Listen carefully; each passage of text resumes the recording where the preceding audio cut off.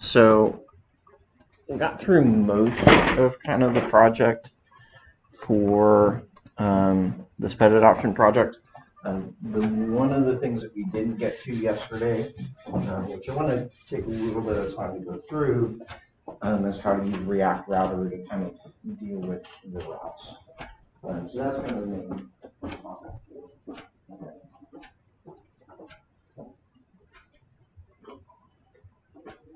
So if you want to get back in, I think the screen's running now.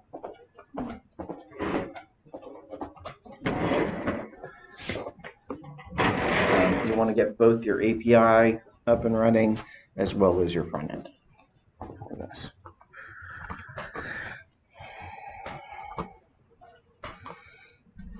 So I'm going to run my backend here, npm run start dev.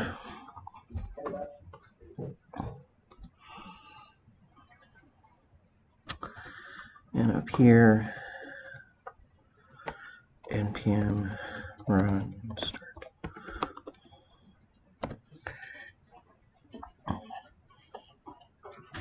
Now, one little thing you can do kind of on the front end here to make these projects easier to start up. Because one thing that can get kind of gotcha here is you'll notice we're kind of using start on the start dev on the back end and start on the front end. We have to have a start script for both. There's kind of no way around that. So we can't really change this and just rename it to be start dev. But what I can do is just add another script that's just an alias of the same thing. So if you're on your front end project, it might be helpful to just duplicate this, call it start dev, and that way you can do npm run start dev on both sides, and you'll get your development server set up. So that can help a little bit with retyping and everything else.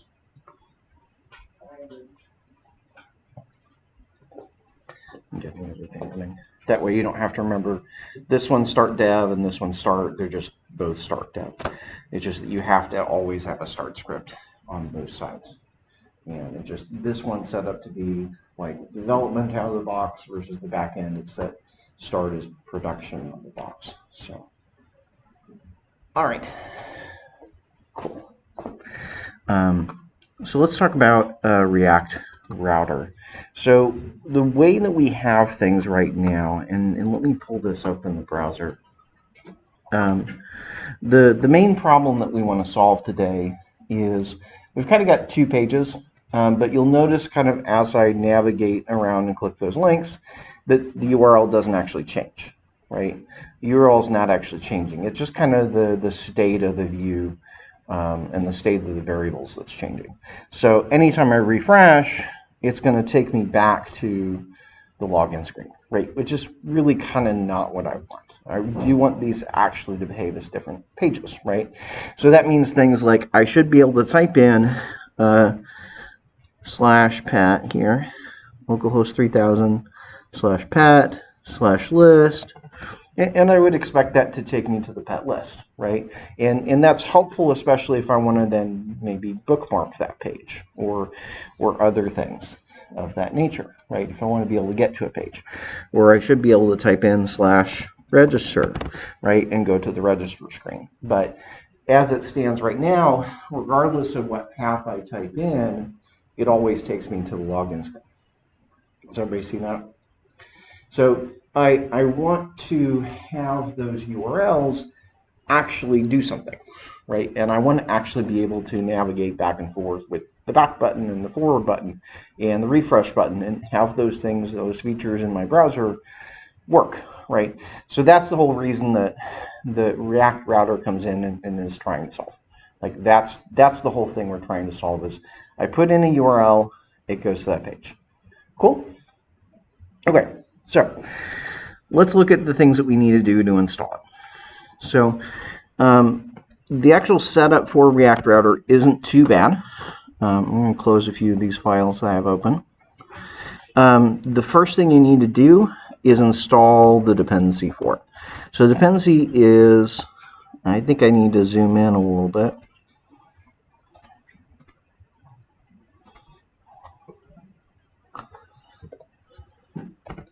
make that a little bit bigger.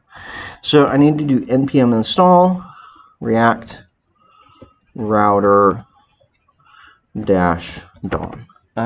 There is a package named React Router. The DOM does depend on it. The reason for the name is that you actually also have a React Router native, which is used for if you want to make, say, an Android app that's built on top of React. So this is DOM is specifically because we're building web applications. Okay. So we're going to install that. We don't need to install React Router separately because it already brings that in, just installing that one dependency. Okay. So step 1, install the dependency. Step 2, let me pull up my notes here to make sure I've got the right stuff. From there, what we want to do is go into index.js. The code example that they have, if you're looking online, is a little bit different because if you look at the code sample that they give for setting up React Router, it's based on kind of an older version of the startup.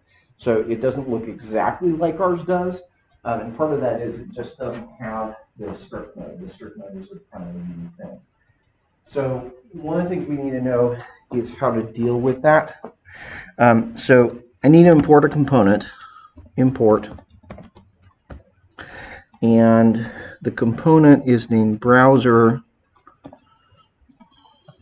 router, and it comes from React router DOM.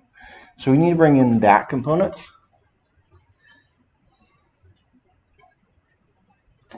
And then we're going to wrap this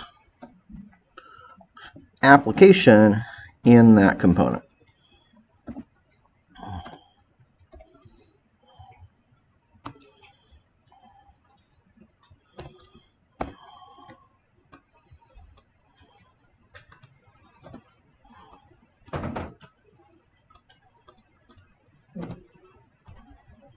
So we just wrap it in browser router. That will get us started, right? So this is one of the things you have to remember to do. If you don't do this, nothing here on out will work. But it's also a very easy step to forget, okay? So definitely take a note for yourself when you're moving this over for your issue tracker project and such. This is the thing that you need to do is add the browser router. Especially hard to remember because this is the only change we're making to index.js. This is the only thing we have to do with index.js. Everything else is going to be in our other components. So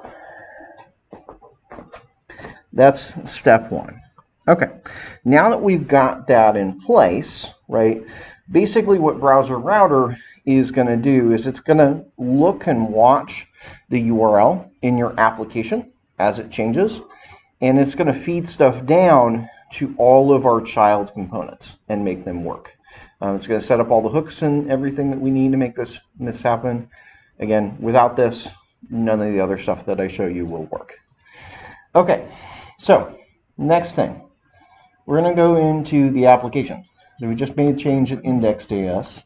We're going to go into the application, and we need to import a few more things. So we brought in the browser router up at that level. I now need to bring in a few more dependencies down in here. So I'm going to say import, and I'm going to leave that empty for a minute, from React router DOM. Okay. So there's a few things that we need from React Router DOM. React Router DOM has quite a few different components and pieces that you can use, and honestly, you won't use all of them for every project. So what I'm going to do is I'm going to bring in just a few that we need. Some of these we will be using right away. Some of them we will be using later on in my example. Okay. So I'm trying to put some of them into place, and we'll explain them as we go. So the first one I need is routes. The second one is route. Notice that there is a plural and a singular, routes and route. Navigate navigate, and use navigate. So we need to bring those four things in. I'll show you how we will use these. Basically, routes is kind of a container for the routes, for the individual routes. So we're going to use those two together. Navigate provides a way, it's a component that allows you to redirect to another page. And use navigate as a hook that we're going to use to programmatically change the screen, to change the page. Okay. So we're going to use all four of those pieces. Those aren't immediately, if you look at the example, they don't immediately go pull all those in. In fact, I had to look up a Stack Overflow thread to even find out about the navigate thing because it used to be called redirect. And they haven't really added it back to their documentation yet. So those are the things we're bringing in. Now, I'm going to show you where we're going to use these. So we've got those four imported. Back down in the main area, you'll remember that previously we'd set up some stuff, right? We'd set up the login form, we'd set up the pet list, and we'd wrap them in these conditions. I wrapped them and said, hey, I only want to show this when we're on the pet list. I only want to show this when we're on the login. So this is right now based on that state variable, okay? So what I'm trying to do is I'm trying to switch it over so that it's going to be based on the path. So it's kind of going to behave the same way as what we have here, but be based on the path that the browser is currently at. Okay? So we're going to borrow some code. We're also going to change some code. So I'm going to go ahead and actually, I'll leave that down there a second. We're going to end up removing that code. I want to add the new code in first. So with React Router, first thing we need to bring in is a routes component. Okay. So this route component is going to serve as kind of the list of routes that our application has. So where we put this routes is where the actual content of the page will be inserted. And so that's why I'm putting it into it. So it's going to go into the same place where I previously had the login form and pet list. Okay.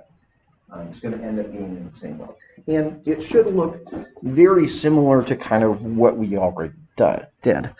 So in terms of routes, I need to define the individual routes. And so that's where we're going to use the route component. Okay. The route component, one of the things we need to specify is the path for that route. So this would be maybe the login route. And I might have the pet list route.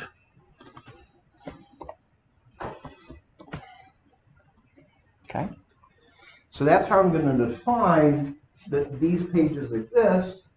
And then in a minute here, in a second here, I'm going to show it. What do I want to show when you go to that route? Okay.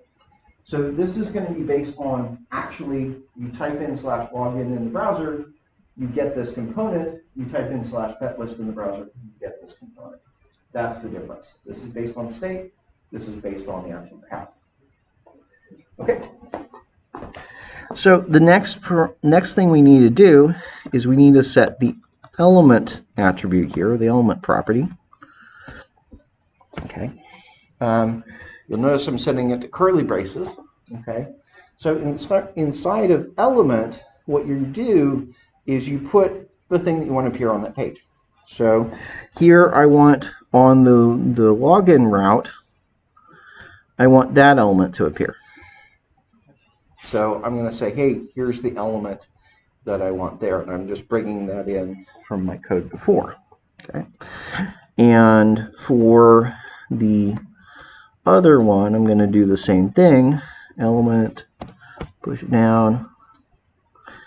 So this is going to show the pet list. And I'm removing the extra code. So it's not based on the screen anymore, the screen variable. It's based on where your thing is. So it's a pretty easy transformation, right? So this is part of why I kind of suggested, let's start here and then we'll transform it into React Router because it's kind of the same idea. You know, React Router kind of runs under the same idea where conditionally it shows one element or another. So it's kind of the same theory. Okay, so just putting those things in place. This is definitely not done. There are several things that we still need to do, but if we just put that in place, we're going to see a few things. So I am going to go back to the application, and I want to show you what's happening now. So if I go to /login in my browser, that should show me, oh, my server's not running, that's why. View terminal, I need to get my terminal back open. npm run start dev, because I added that script. Okay.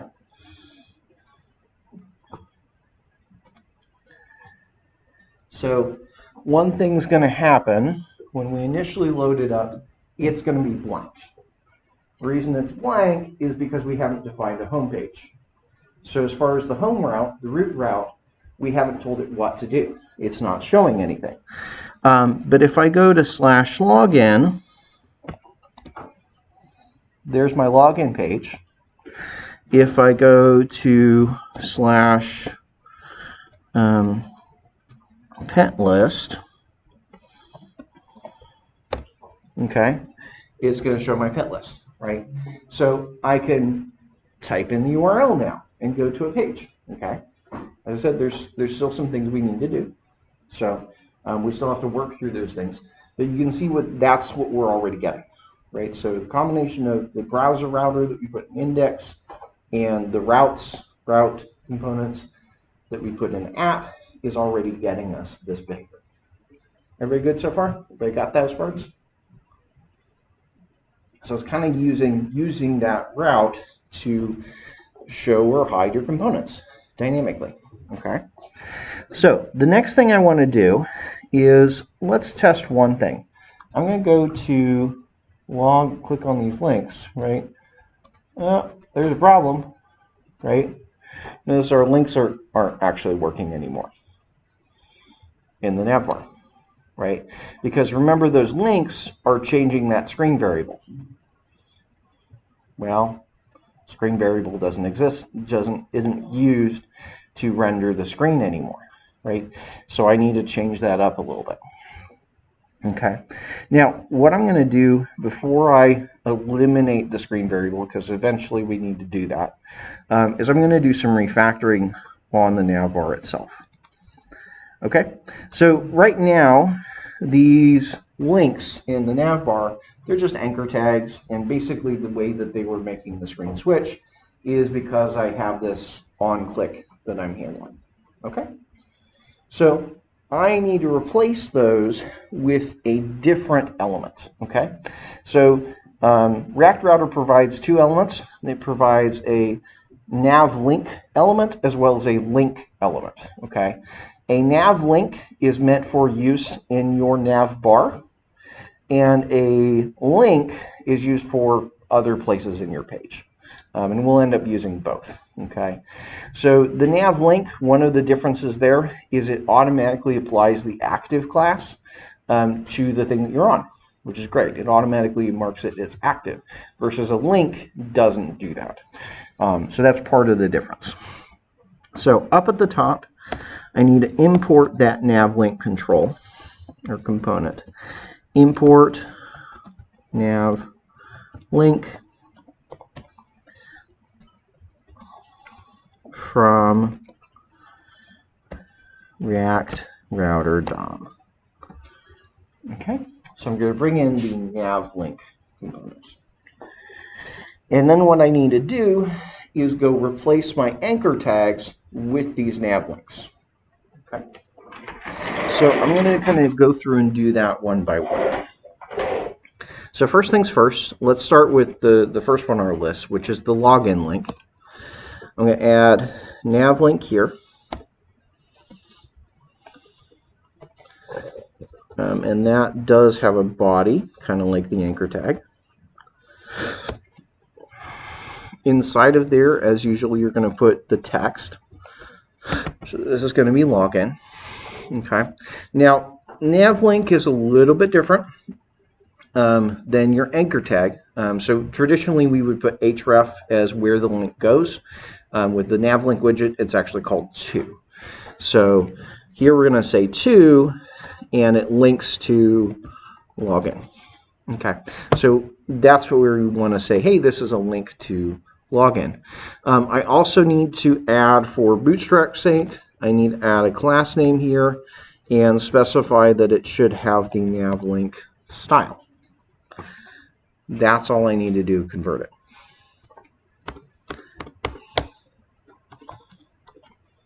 So it just has to have that class of navlink for Bootstrap, and then to is just telling it where to go. You'll notice I don't have any sort of on-click listener. It's not using that on-navigate function. So let me try that link just to begin with, and we'll kind of see where this is behaving. So if I click in login, it looks like it's working. Notice my pet list is still not working.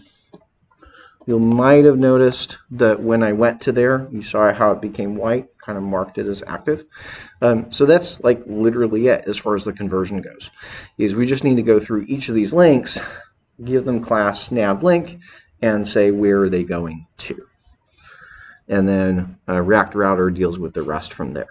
So here, this is the logout link. This one goes to login as well. Now this one's a little bit different because remember when we log out, we do need to run some code. So unlike the rest, that logout link is still going to have the same on-click event, because I still need to be able to execute some things before that happens. But it can be a navlink element. Okay. For the pet list, navlink works there. And so I'm just going to convert that over. Navlink, this goes to pet list, pet/list, and this is pet list is the text. Yeah. Okay. So that should convert all three of those links over to the new navlink tag. Doing a quick test in the browser, you should see login, pet list. They should be both back to working, showing the appropriate screen. Once I log in,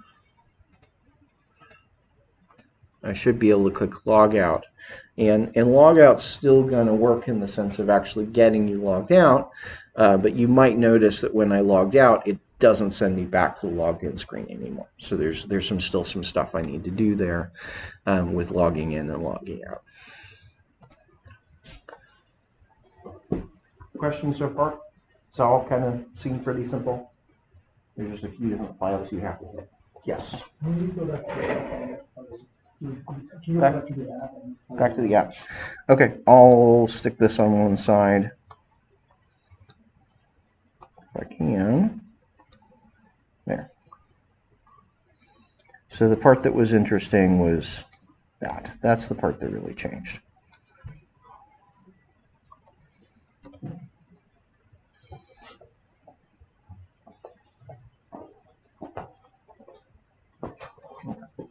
Just checking out everybody's got. Building file, React Toastify. So it looks like you don't have React Toastify. So anything install. So you see it's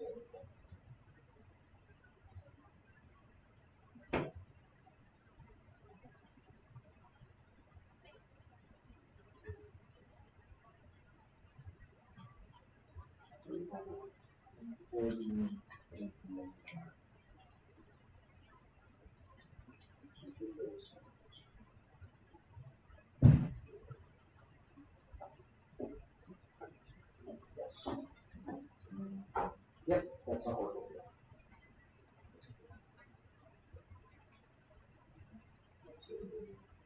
No. Something's not right. Because it should be switching string. Go to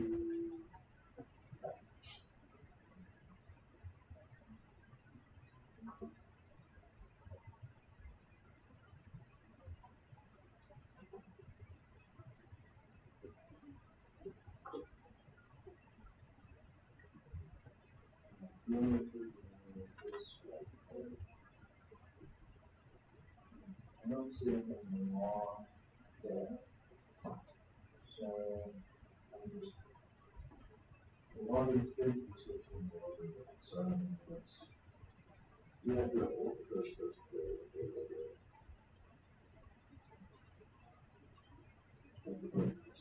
Yeah, you don't have a problem there. Okay. I would just leave it. I'm just surprised that it's working. I wonder if you're running off of maybe you have an old server running or something. Maybe.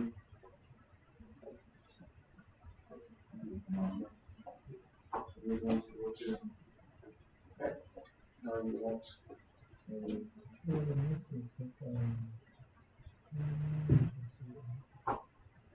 So it's complaining about you because you're missing a fairly basic end of this that goes out beyond the property, and then you need to do slash.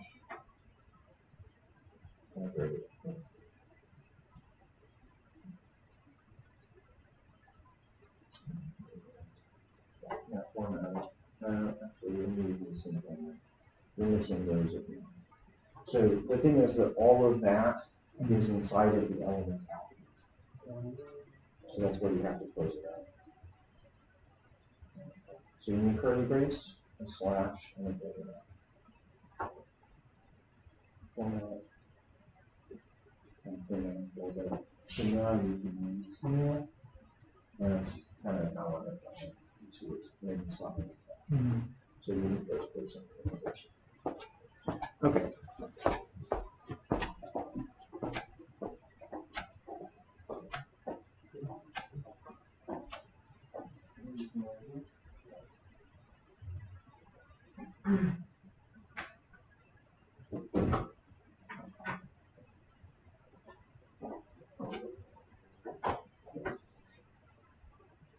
Routes must be a route. Okay. So it's going to be here. So this will be up at this bar.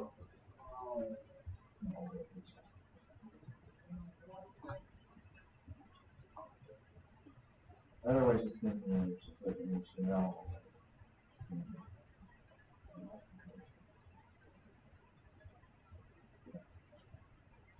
That I guess from the top.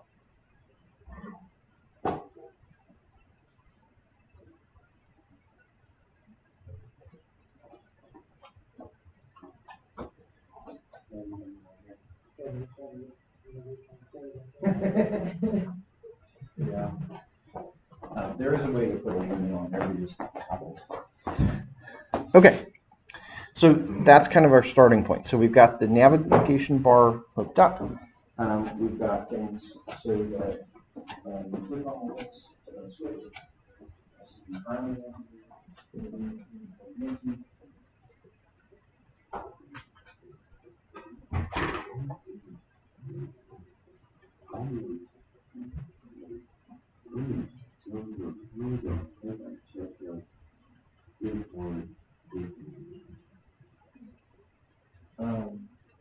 So up at the top, import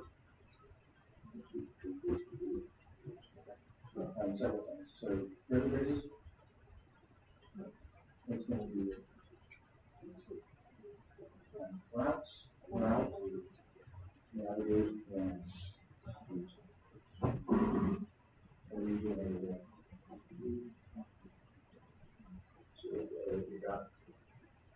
okay, use location next.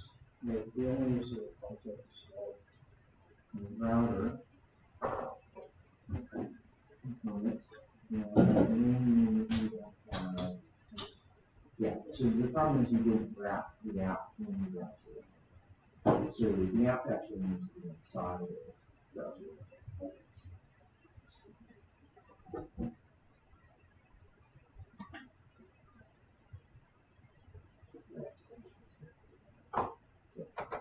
That's all.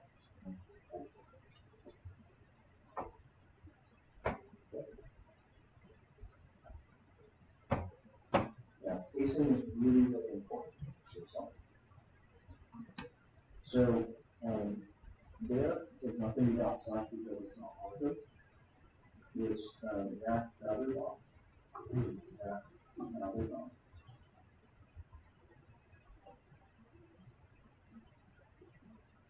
And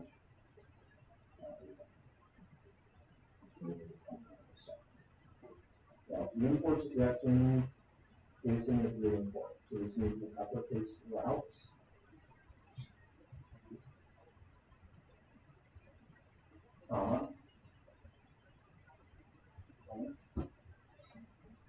Routes. Singular. So route and routes.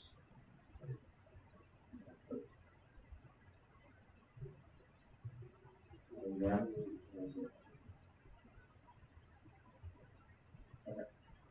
So what do you need to do? Now, switch this over.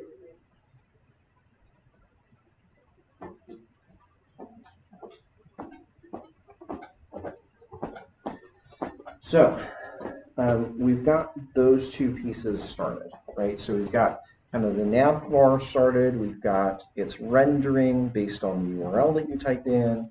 The next kind of piece that we need to put in is looking at how do we do programmatic changes, namely with the login and the logout. That triggers a programmatic change to the current page you're in. So in the application, you may remember that we still have this screen variable. At this point, I want to eliminate it. So I'm going to go ahead and comment it out first. And I'm going to add in its place this one line of code. Const navigate is equal to use navigate. So use navigate is a hook that comes in with React Router DOM. So that's the thing that we just imported above. And this then gives us a navigate function, which we can call anytime we want to go to another screen. So we're going to use that instead of set screen. It's a long story short. If you use navigate already brought in, why are we assigning to another variable? So the thing on the left and the thing on the right are not the same. The thing on the right is this function that we're going to call. The thing on the left is this function we're going to call navigate. The thing on the right is the hook called use navigate. So they're not actually, note the parentheses, we're calling this hook and saving the result. Yeah, if it weren't for those parentheses, it wouldn't necessarily be necessary. But it does actually construct something and return it to us. So that is one thing that I saw when I kind of saw their example. I'm like, I don't know what's going on there, but suffice to say, it needs to be done. I think that thing on the left could probably give a better name, but that is the one that they got from their documentation. Also worth noting here, this onNavigate function that we had previously isn't really relevant anymore, as our navbar is not using it anymore. None of our links will end up using that one onNavigate, and it was previously setting the screen. So that one's actually going away entirely. Next up for on login, we're just going to kind of go look through and see where we've got red underlines. So you've got on line 25 here, you can see that it says set screen. So instead of calling set screen here, I'm going to call navigate. Same way with logout. So I want to say navigate pet list, navigate login.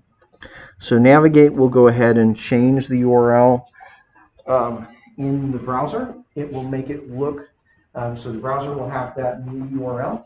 It will end up showing the new page, and also update the history in the browser. So if you hit back, it will go back to the screen that we were at. So that's one of the awesome things that this does. It goes ahead and updates the browser history. So it's just like you actually clicked on a link and went somewhere. So that's one of the reasons we wanted to do that. Okay, so we'll switch those two over to navigate.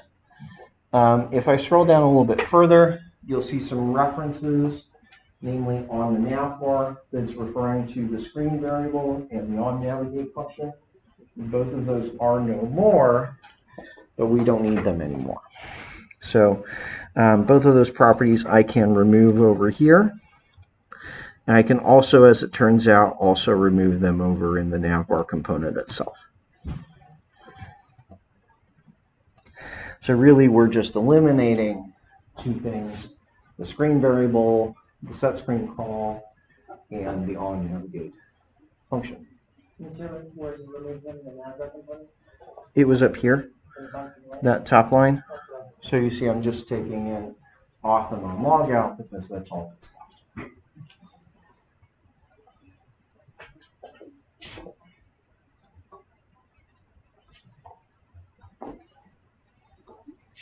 And I believe that's all of the references that we had to the screen variable itself.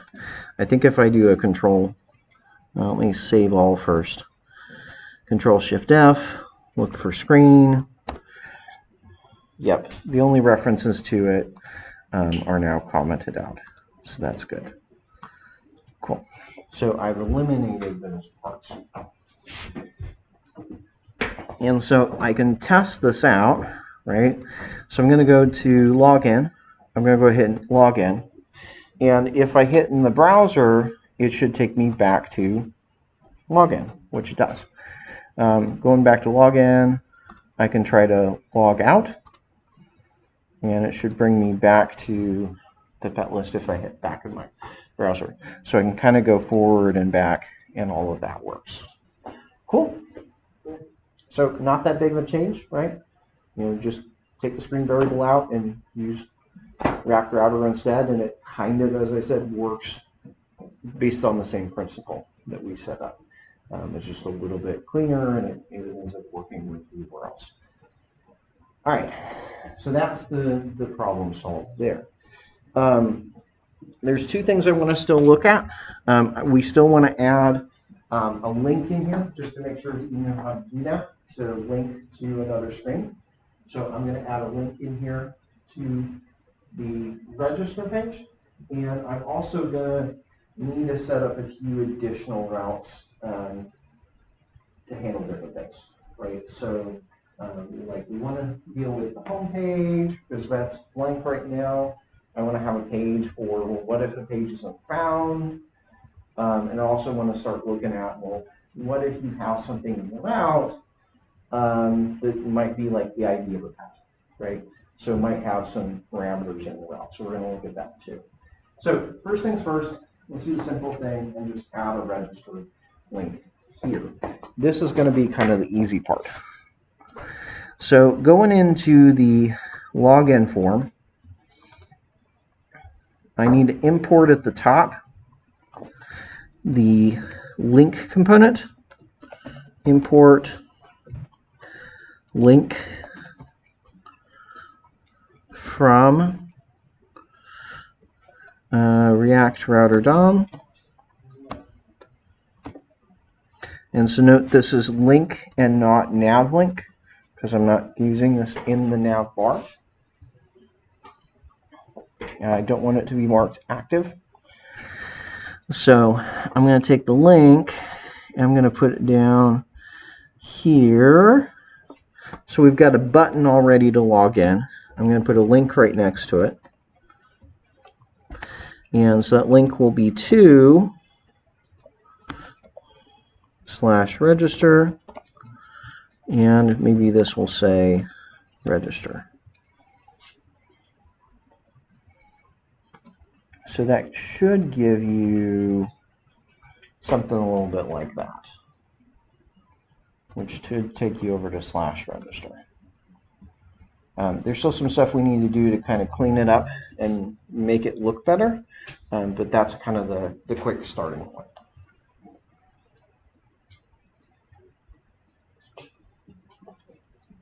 Okay, so now I want to figure out, like, how can I make this look a little bit nicer? So if I'm looking at here, okay, usually I find that it's helpful to kind of use Flexbox oftentimes to align some of these things, so that's one of the tools I'm going to use. I also might want to have some text. I might want to mess with some spacing.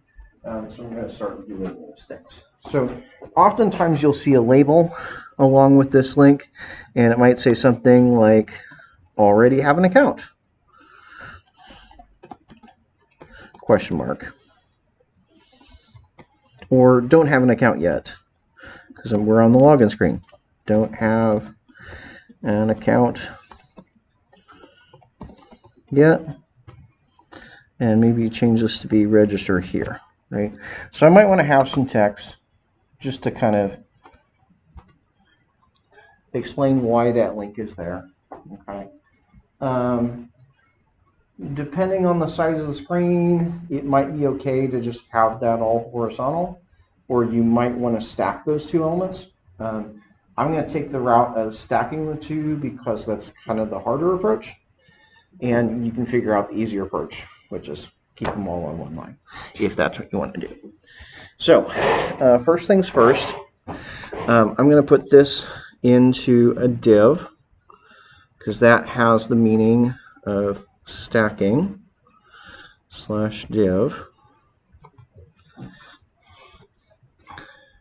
Okay, that's going to end up stacking them vertically because I have an inline, which is a button, a div is a block, and then a link is a span. Actually, I did this a little bit wrong because I forgot I want to wrap both of those things in the div. So I actually want to have the text in there, and I think I need a div around this too. Yeah. So I actually need two divs. So one div that contains both of those things, and another div that contains just this bit of text. So that's going to start to kind of arrange it. So those two things will be vertical, and the left thing will be will have horizontal as well. That won't change it too much yet. So the big thing we want to do is take this container here, which contains all of that, which would be up here on line 113. I'm going to make that a flex box. So d flex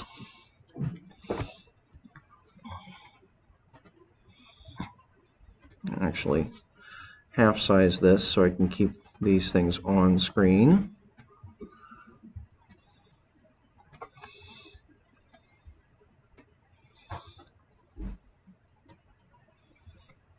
Okay, so we have that kind of set up. So that flex has moved it into being a row.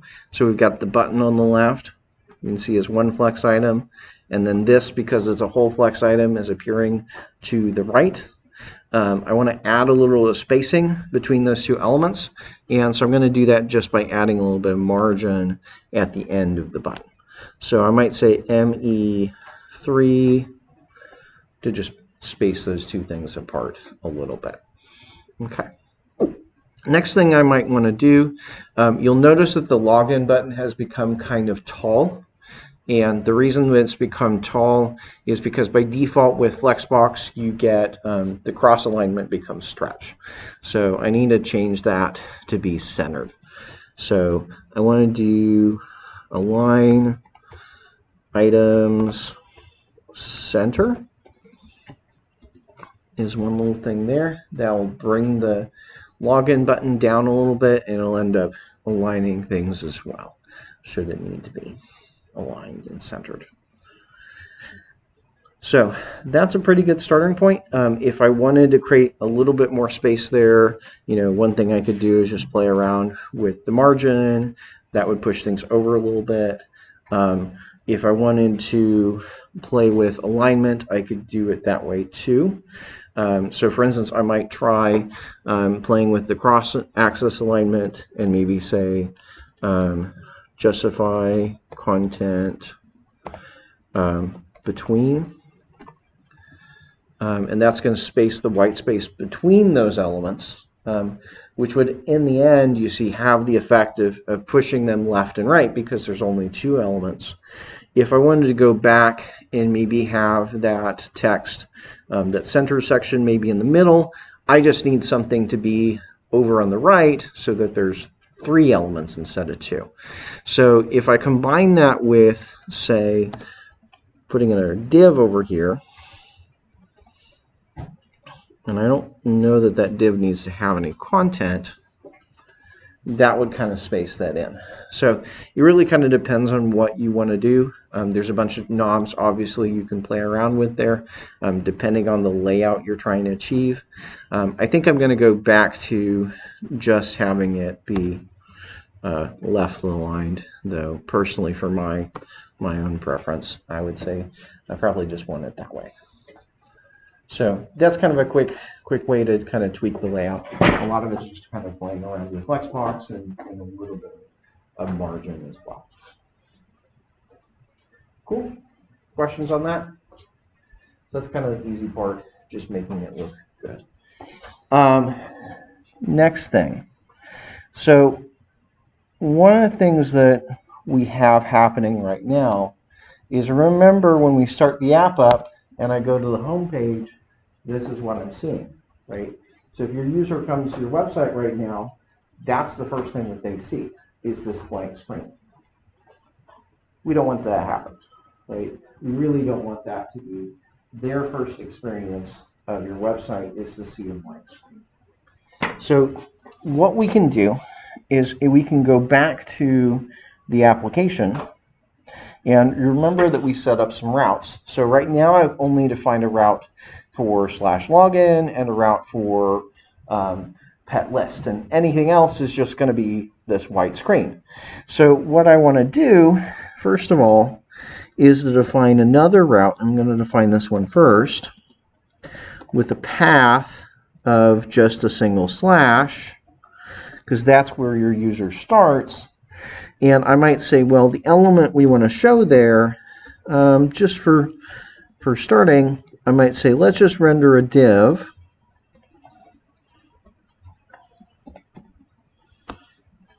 And this just says home. Okay. So that's going to now be rendered at the home route. Okay. So if you want an actual home page, what we then do is we're going to go make a home component, right? Which is the content that would actually appear on the home page. Okay. So I'm going to start that up real quick. I'm going to make a very, very simple home component, just with an H1, just as a placeholder. And then I'm going to also show you another way that's probably going to make more sense for the issue tracker project. So I'm going to add a new file here, home.js, under my components. And so that home component, function home, return div h1 home page, and export default home.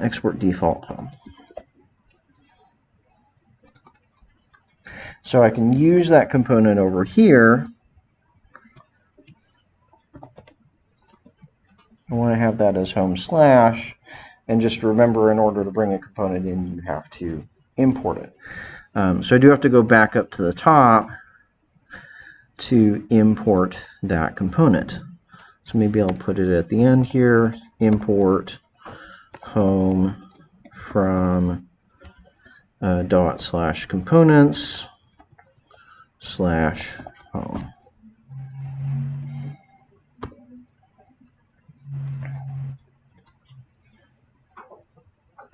And so that should give you, well, that's interesting. Element type is invalid. Expected a string for built-in components. And check the render method of app. What did I screw up? Function home, export default. Maybe wrap the returns in parentheses. Maybe. That might be why. Yep, that was why. I was lacking parentheses. Interesting. Okay. So that's what you should get when you just go to the home page, the home route from there. Pretty easy, right? So if you want to have a home page, that's how I would set it up. And I'd say most websites should have a homepage. In general, it's a good idea to have a homepage to tell the user, like, hey, want to tell something about the user, tell something about what your website is, tell them about your business. This is going to show up in Google search results, so you definitely want to include usually some information there to just tell users that randomly that may stumble into your website about your website. Okay. Now, for our issue tracker, we're maybe in a different situation where we're maybe trying to build something that is only used internally, right? And because it's only used internally, a homepage maybe makes less sense, right? If it's something that simply is being used by the company and never seen by the broader internet, then what I often want to do is not have a homepage, but redirect you to the login screen. So you say, hey, when you go here, I'm going to redirect you over to another route.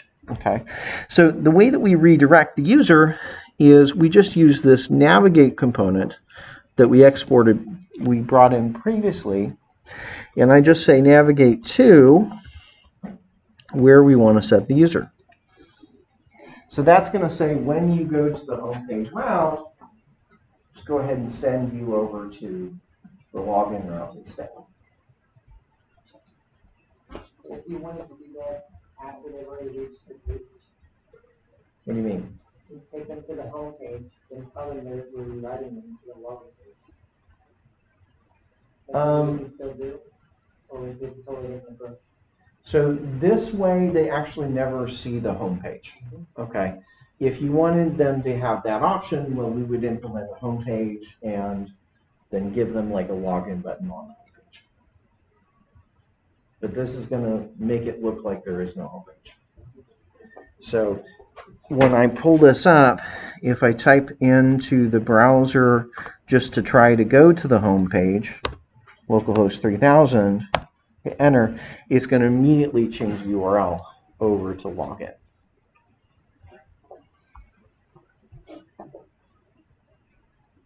So the login route is always located at /login. It's not in two different places, which is one of the things we don't want.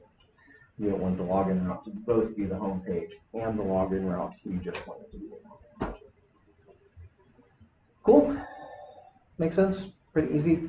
So that's what I would recommend for this project, for your issue tracker project. If I was trying to build this out here, well, pet list is public. So another thing I might try to do is I might redirect it to pet list. And if I was dealing with anonymous users, that's the other way I can do that. Okay. So that's one thing down. Another thing that you might notice, if you're playing around a little bit, let's try some other URLs. Let me just go to /test. Okay. I haven't defined a URL for that path, right? So I get a blank screen, right? So right now, anywhere that we haven't specified a route gets this blank screen. See where that might be a problem? So oftentimes I want to be able to put my own page in there and say, well, if the page is not found, show this component instead. Okay.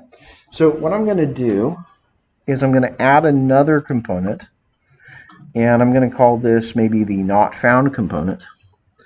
So not found.js.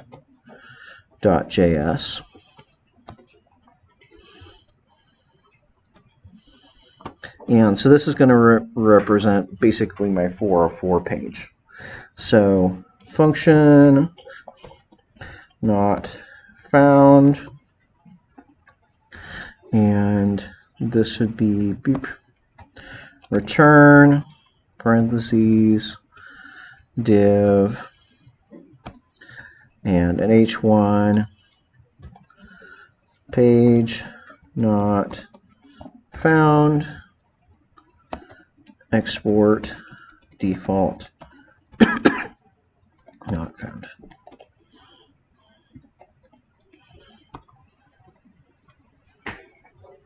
So I'm creating this component that I'm going to use for any time that the page isn't found. I do also want to make sure that this text shows up in red. So I'm going to give the class text danger to the header. So class name is text danger. Okay. I might want to give the user the option to maybe go back to other screens. So oftentimes, in this case, you might say, well, maybe redirect you back to the login screen or the bug list. You give them some links to go around should you want to. I'm going to start with just this. This will be sufficient for our example here. Okay. Now, the way I'm going to hook this up now, I've got my not found component. I'm going to add another route.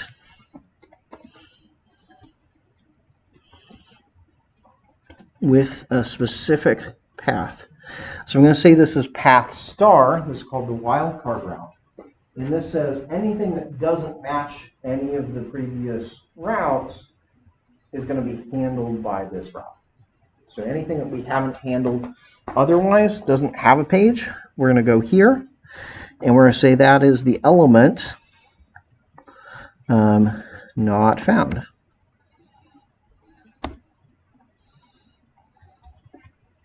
And I believe it went ahead and imported it for me. Oh, nope. But it imported the wrong thing. Import not found from /components/ not found. So make sure I'm importing that component, and you should see something like this if you go to anywhere that's not, that we don't have a listed route for.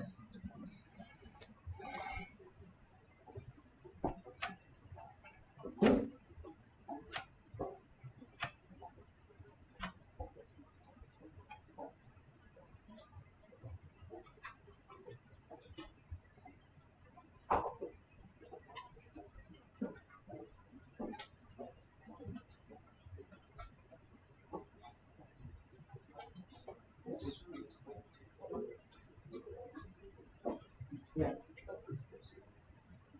So that's because your backend is still sending an error when it's not. Yeah, so I put it in temporarily and then I took it back out. You're the login. You have login? Yeah. Yeah, you're logged in. I was just yeah, so this is just a matter of the backend. But that's okay. It's a change that we made to the backend that added in there. That 10 minutes took it back. And so that's why it is.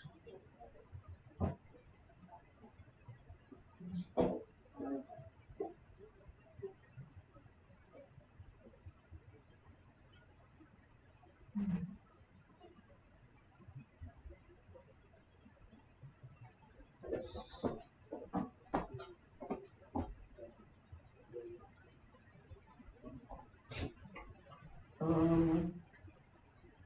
Yeah, that needs to be doing something else. This needs to be calling. So first of all, this link needs to go out completely. But not log in. As an example, replace it. On click log out. Got that. Okay. Yeah, it's just you have to remove the code. You put in the new code. So log in. That's working.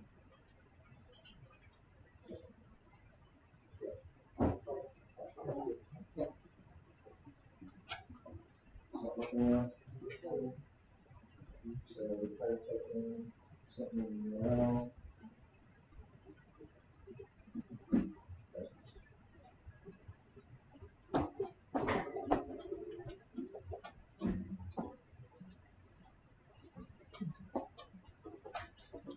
So that you can kind of see the routing's pretty simple, right? It's just a matter of like, specify the route. That's the component you want to see. The star, you can see that that's kind of the wild card. If you want to say that anything else is there. You can also do this wild card with things like /pet/star, and that would be anything that starts with /pet. So we can add those wild cards if you want to. Okay.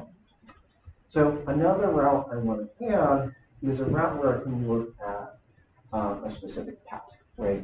So I've got the ability to look at all the pets, go to the list of pets, but I also want to route in here where I can look at a specific pet. Okay. And so the way I define that route, if we've got variable portions to it, looks like so. So I'm going to add in another route element with a path equal to /pet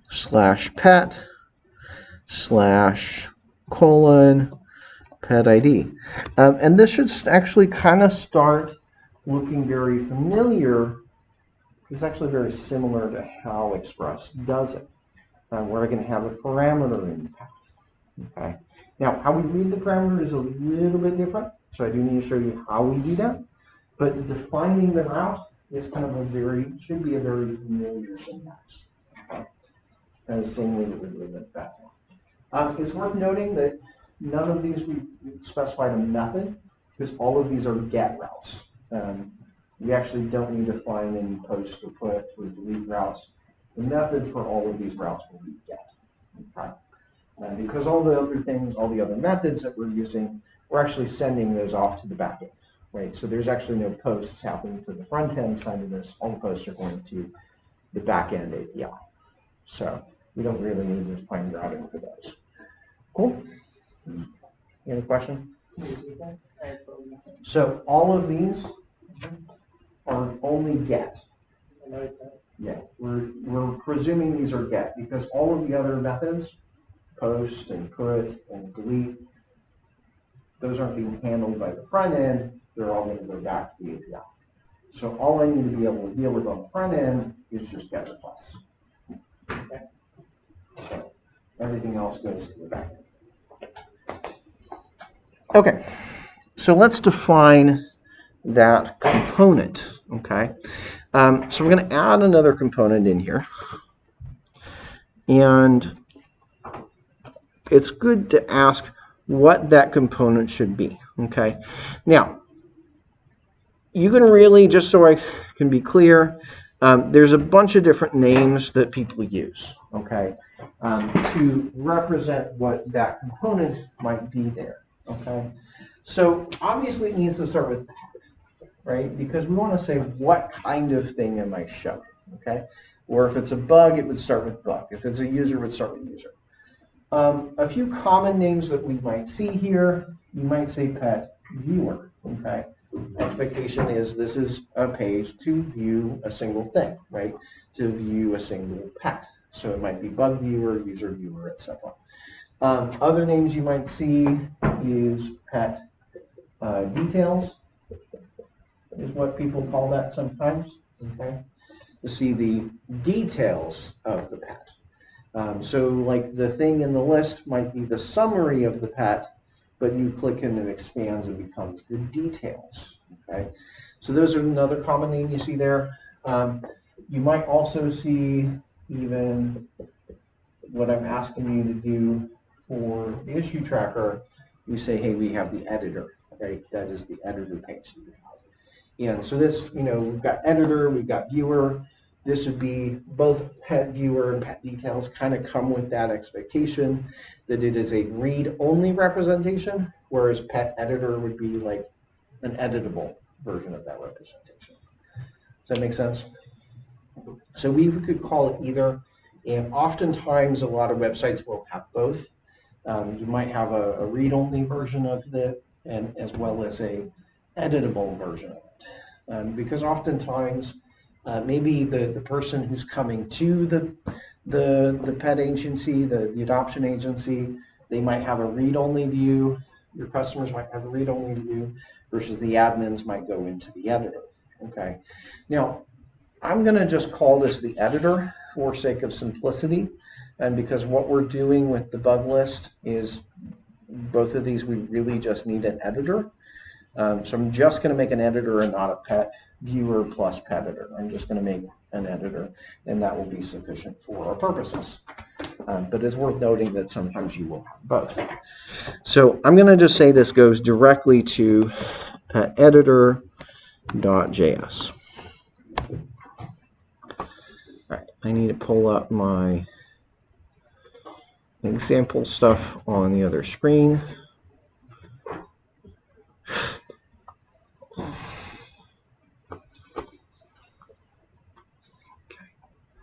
Move that over here. So inside of the pet editor, it's going to be a function. Function pet editor. And hopefully we've been making enough components here that you're starting to get fast at that shell. Okay. So we've got a pet editor. Now, one of the questions to immediately ask is, how do I get this pet ID right here? Okay. So the way that we're going to get that pet ID is with, turns out, another hook. No, I don't have that. I want to get back to there. It's opening the wrong project for me.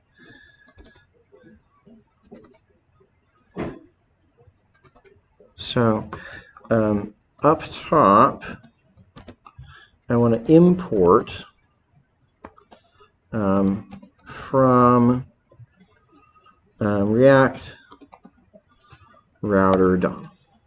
One of the main things that comes from there. There is another hook. So far we've used use navigate. Here I'm going to use params. Okay, so that's another hook. Use params will allow us to get at that ID parameter in the URL. Okay, so the way it works is you're going to say const params is equal to use params. Okay, what that will return is an object containing all of the parameters that were in the URL. So in this case, we've got pet ID. In the case of maybe like your test case, you might have both the bug ID in there as well as the test case ID or similar things like that. So you may have more than one ID there. And that's part of why params is going to come back as an object. Okay. So what I want to do is lay out just a very simple skeleton to show the pet ID. So I'm going to say return div, and I'm going to put the h1 in there, and in here I might say the header is pet editor,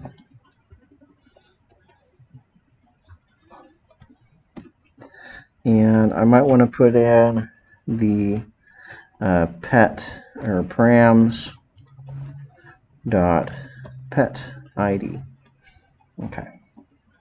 So making this very simple component. It's just going to have a header, pet editor, and it's going to display whatever the pet ID is, whatever the pet ID that it receives. Okay. And then once we've kind of got that hooked up, we'll flesh it out a little bit more. Okay. So back over here, just like I've done before, I need to import this new component. So I'm going to import the pet editor and use it down below. So I'm going to have in here element is equal to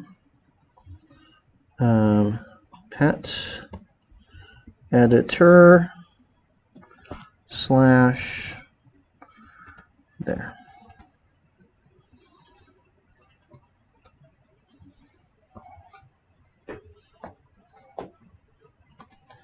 And so if you try to go to say slash pet pet/ABC.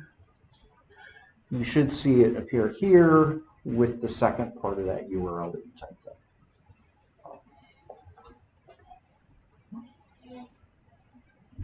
Cool.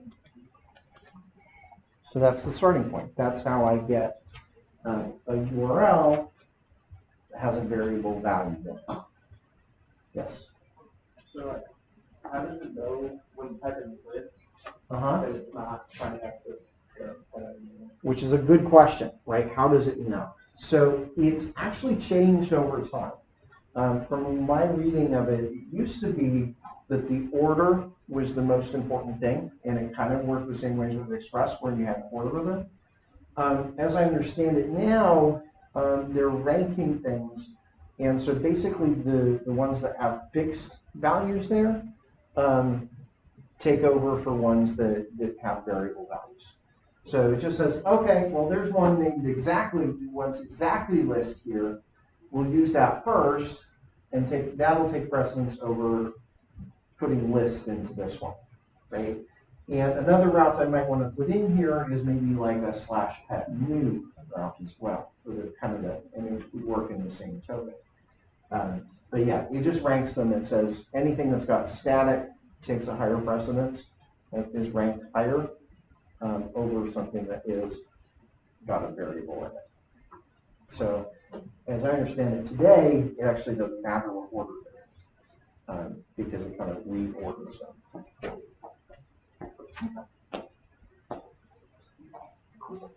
Cool. So that gives us that dynamic part that we can use. The one gotcha in here is the one thing that kind of gets weird is because it's not passed in as a property, it's passed in with this use params hook. It can be a little bit different if you wanted to say have this on a page rather than be a whole page itself, right? If you wanted to say, hey, I've got the list here and the editor on the right, well, that's going to go through as props, versus if you wanted to do it via separate page, well, then you have to deal with that differently, because that's params, right? So that's one gotcha here. All right, so let's see, what was I going to do next? We need to flesh out that. I'm trying to, there's something else I needed to do. Oh, that's what it was. One thing I find helpful with this, and it isn't really mentioned surprisingly in their examples, is kind of like with props. You know how I destructured things? So I didn't always have to say props.item, props.yada, yada, yada. I actually would find it useful here to destructure the params as well. And so if I do that, rather than saying params here, I'd say curly braces, pet ID. That way I can directly use it as pet ID instead of constantly saying params.pet ID or params.user ID, params.bug ID. Cool? So destructuring for the win in this case too. So that gives me the ID of the pet that I want to see, and I can see that I can manually navigate there, right? But your users probably are not going to manually type in that URL, right? They're probably not going to manually type in pet ABC, right? They're probably going to take a link, right? So more likely than not, you're going to want to have them click on, say, the pet here and take them over to that other page, right? That's not hard. We've kind of already covered the basics, right? What component do you need to use to provide a link from one page to another page? It wasn't the anchor tag. It's a link, right?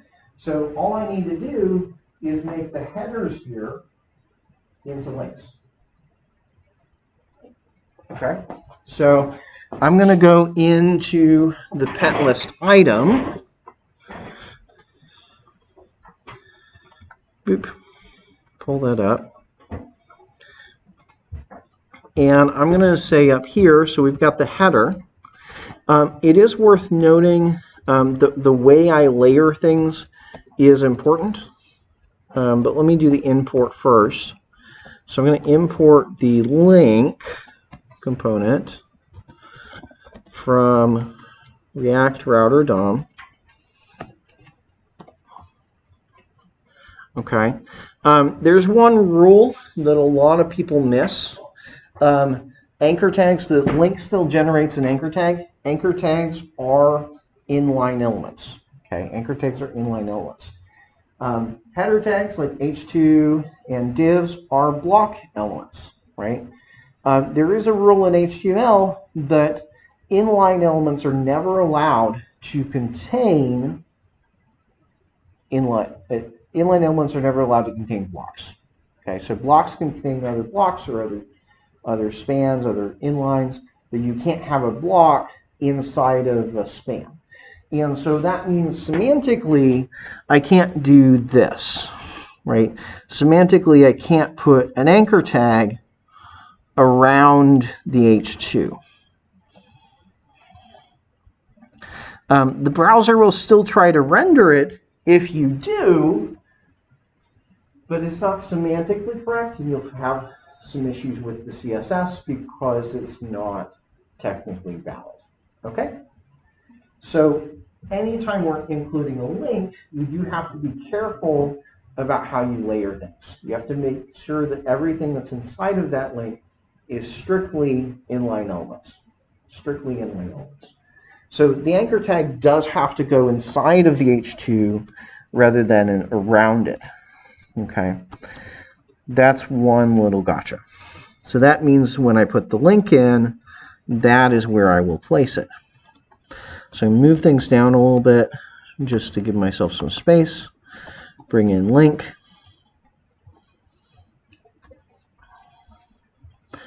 And slash link after the name. Link with an uppercase. Okay. Now, remember on that link, we need to specify where the link goes to. So I'm going to say to blah. And so I want it to be something like /pet/ABC, right? But that second part of it can't always be ABC, right? It needs to be variable, right? So that inherently means that I need to put some sort of expression here. So I'm going to wrap that in curly braces so I can get into JavaScript land. Okay. And I'm also going to say that I want to use those backticks because I want to put a template string in here. Okay. So that's just kind of getting it ready so that I can put things in there. I have my curly braces, I have my backticks, and now where ABC lands, I can say $curly brace and put in item dot underscore ID. So now the actual URL of the link will include that ID. Okay. So with that in place, you should be able to click on any of those pets, and it should take you over to the pet editor that we just created. So I'm going to check that everybody's.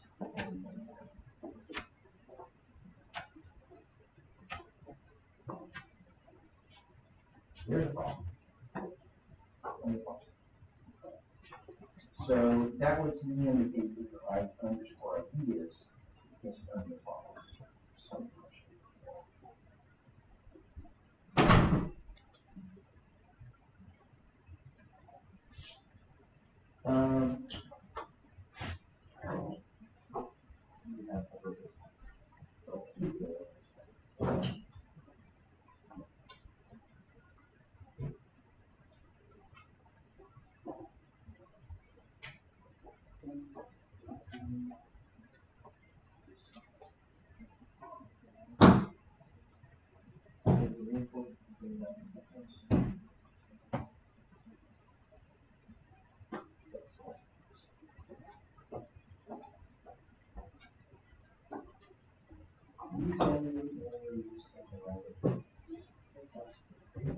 So they want to index.js.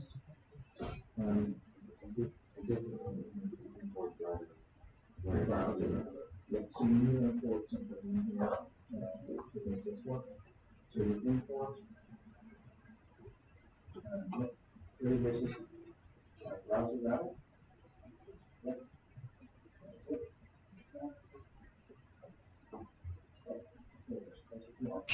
And so you just need to wrap the path into that browser.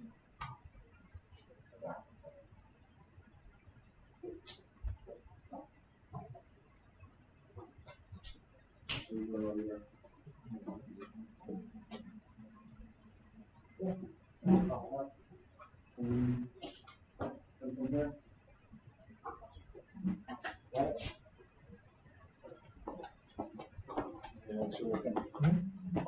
Okay. Yeah.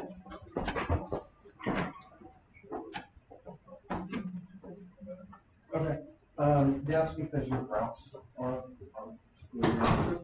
so the URL I can see is oh no here it is. You see the content list slash path slash yada yada. So you need a slash at the beginning of this. Otherwise it's going to lie. You don't start. By the way, you don't start your paths with a slash at the beginning. That is a relative URL versus a slash at the beginning. So go back to the that's why I'm starting all these with a slash. So I'm root relative rather than relative to where I am. Okay. So now that we've got the wiring up, right? We've got the wiring up where I can click on a pet and go to that pet. I can start to actually put some functionality into that pet editor page, right? And so this is where we put a lot of those things together that we've worked through a lot today, a lot of different pieces that we worked through this week, the past few days. So, for instance, well, what do I need to do first, right? I probably want to go to the server and get all the data, right? So right now I just have the ID. I need to get some more data. Yeah.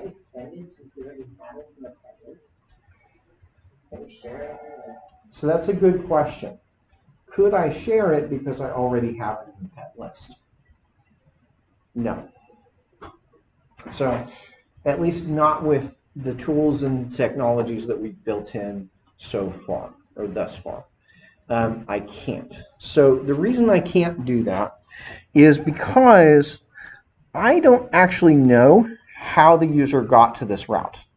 So for instance, I could have directly just typed that in and I would be going directly through to there, bypassing the pet list.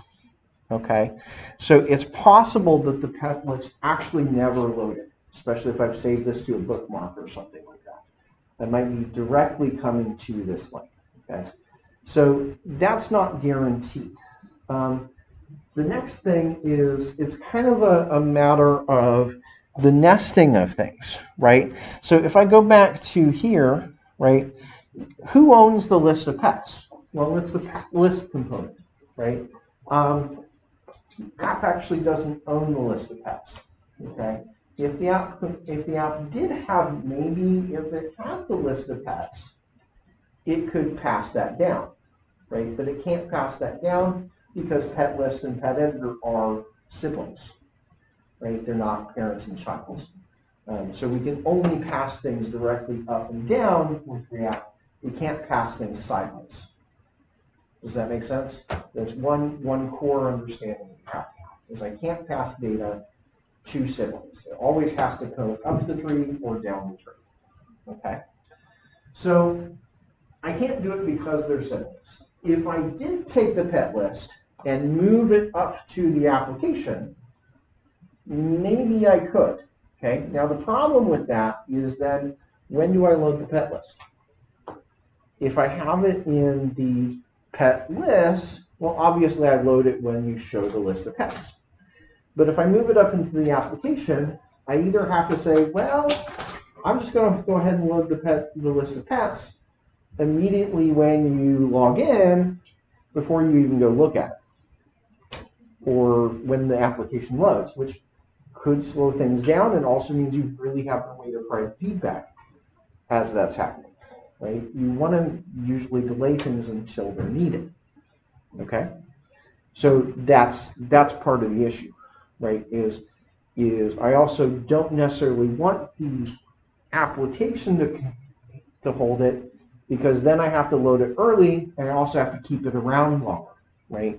So because my list of pets is only contained by the pet list, React can decide to get rid of that data if the list of pets is not on screen. But if it's in the application's always on screen. All of the data in the application has to be there. It can't unmount, it can't get rid of those things, right? So it could result in us running out of memory. Not a good thing. Cool? Cool. So, that all to say, long story short, no, we can't. Okay? What we could have provided is if we did somehow maybe cache it, we could maybe pipe a function down to retrieve it from that cache. Okay? So part of the reason then I say is we can't do it with the tools that we've covered so far is there is another library out there that actually a lot of people do use with React, but I'm not planning to cover this semester, is something called Redux. And Redux does provide like a centralized database sort of thing for you to store data that's kind of out of there. So we might be able to store with Redux, you could kind of cache and store those data for the pets and such, and then ask Redux for it. And that way that's kind of outside of your component tree.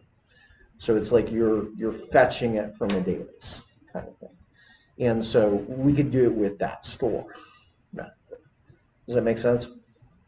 So if you did that, in fact, there's a really good library out there called the Redux Toolkit, which is amazing, and they've recently done some stuff with something called Redux Toolkit Queries, which specifically does that case really well.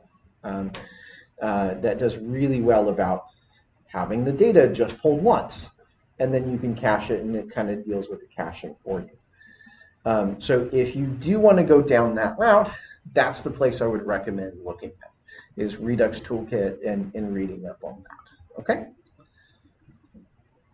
But we're going to ignore that for now. We're just going to say it's good enough that we make another trip to the database for it. Because there's only so much we can cover. Does that make sense? There's only so much we can do this semester. So that's what I'm going to do. So I'm going to make another request to the API to go fetch it, right?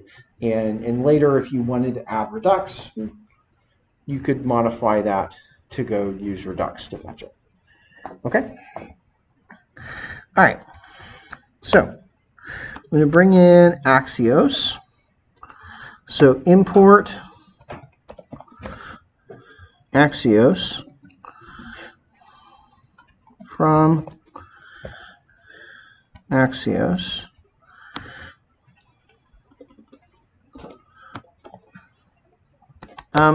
And commonly, if you've paid attention to our examples so far, you've noted that most cases where we're dealing with data, most cases where we bring in Axios, we also usually find ourselves needing Lodash. So maybe I'll just go and bring that in, just in case I might need it.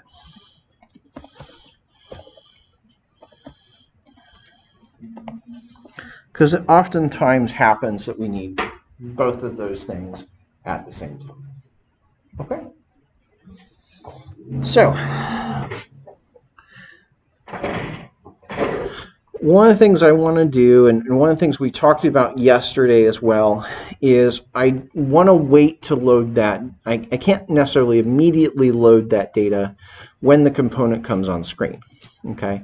So immediately when it comes on screen, all I have is the ID. I need to wait and do later. I need to load the data. So I also need to bring in that use effect hook because I'm also going to need that to kind of delay it and make sure it doesn't happen every time we render this component. So use effect from React. Okay. So we're going to kind of use the similar pattern to what we did with the pet list. Okay, and I'm going to bring that up on the side here so we can see what that looks like. So you'll remember what we did yesterday with the pet list is we had this kind of use effect, and then I brought in, I used Axios to go fetch the list. And so I'm going to do the same kind of pattern here, where I use effect and then make an Axios request inside of that. So use effect first, use effect, arrow function, beep, beep, beep. And I also don't want to necessarily rerun this query every time we render, so I'm just going to render it when the pet ID changes. If we're looking at a different pet, then I need to make a new query.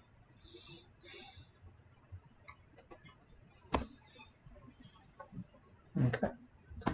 So that's kind of my shell. All right. So Axios, I need to make that sort of the same way, where the URL that I'm going to is going to start with that environment variable. But then I also need to make the second part not be list, but be the pet ID. So both parts there are variable. I need to specify options, same way we did before. So the method again is get. And I don't have any parameters to pass, but I do need to pass in the auth header. And you may notice a problem right there, right? I am currently missing the auth object. Where can I get that? How can I get that in here? The auth object is Mhm. inside the app, It's in the app. and you can just pass it to the component. Right, so I need to just pass it down. Right, so if I go back to the app, toss that back over here. Previously, I've passed it down to some other components, like I passed it down to the pet list. I need to pass it down to the pet editor as well. And while I'm looking at that, I kind of noticed what was the other thing that I passed down to the pet list? I passed down show error. I probably need show error for the pet editor too.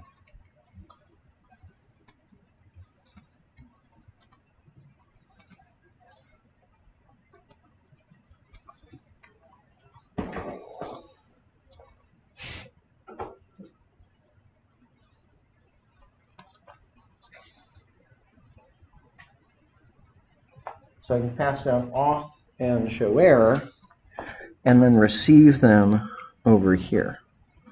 Auth and show error. And that way I'll have them over here. Now, you'll notice that it's also started to complain at me because I'm saying I'm using auth inside of this use effect. So that also has an impact. So if the user is maybe logging out or logging in, that may mean that we need to go fetch it again.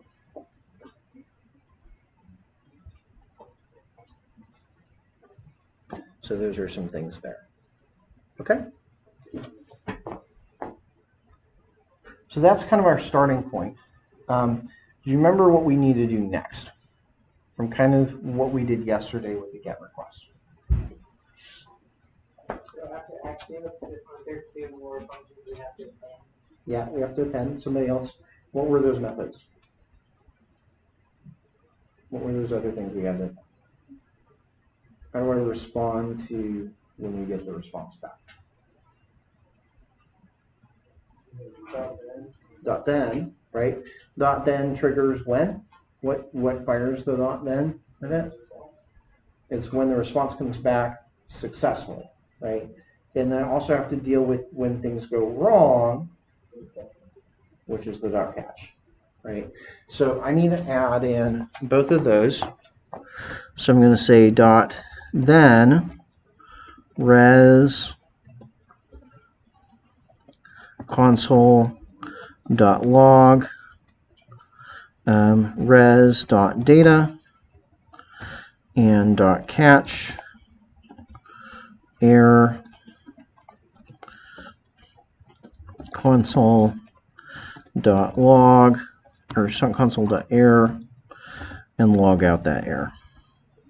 So I'll usually try to start with logging first. So console log res data, console error. Yes. Yes. I will pull that back over.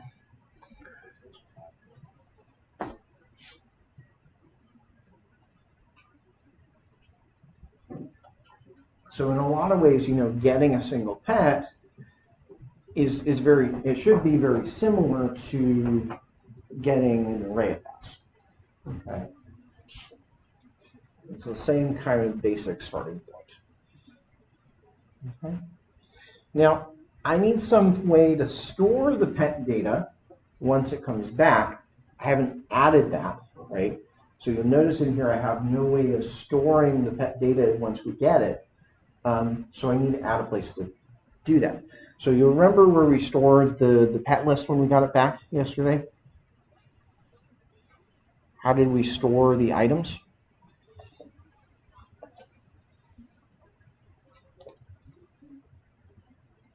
Do you remember introducing maybe some state? Yes? Uh-huh. Yes. So I need to kind of do the same thing up top, right? So I need to bring in use state as well from React. And I'm going to say const pet set pet equals use state null. So initially I don't have any data. Initially it's going to be null for the pet, and then it will be loaded in a few seconds once it gets the data back. Yeah. Why isn't that related to like list? You were kind of about keeping it kind of generic in its name, variable name, but now that we're in pet editing, we're calling it pet. Doesn't matter. It doesn't necessarily matter. I mean, I could be generic here too. I think that the generic being generic here is maybe less helpful because this code tends to be more tied to, it just tends to be more tied to the elements that you're working with. It tends to be more custom, if that makes sense. So like a list tends to be pretty reusable versus an editor tends to be very custom. And so that's part of why I'm just going ahead and calling it the pet ID rather than saying item ID or the item. But I absolutely could do that here, depending on what makes sense for me. Okay. You could do it either way. So when I get the data back, that's where I want to call set pet. And so we're going to say set pet and set it to res.data. And you'll also remember that I wanted to do some kind of error handling in the case where maybe things don't go quite right. So I might also want some state to store the error as well. So I might say const error is set error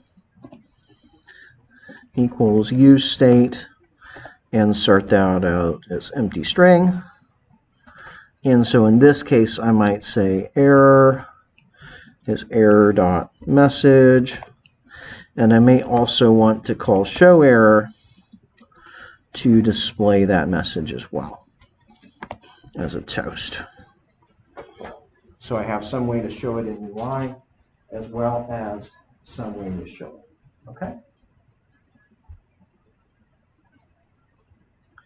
So this should all kind of look familiar. Yes. So where it came up from here, you see it's a property and the editor is being passed down from the application. Right, so it exists in app, we're passing it down to the editor. Okay. So we've started the skeleton here. What I wanted you to do from this point forward is to start to take some of the stuff that we've done over the past few days and implement the rest of this, right? See if how far you can get with the rest of filling out the render so that it now shows the information, the current information for the pet, their name, their gender, their species, and their age, right? So start to put some input fields through there, put in a submit button, all those kind of things, start to flesh out the form. I'll kind of be around. Huh? A submit button, right? Because we'll end up submitting the edits, right? Because we're in an editor.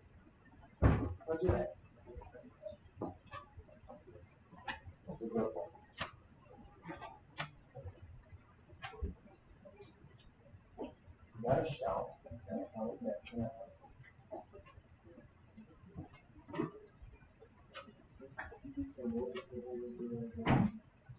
So what I need to do now that we've kind of got the data, I want you to start to flesh out the render part of this. Oh, okay. Put like the input fields in and the form and submit button. Yeah. Because we're going to need a form there.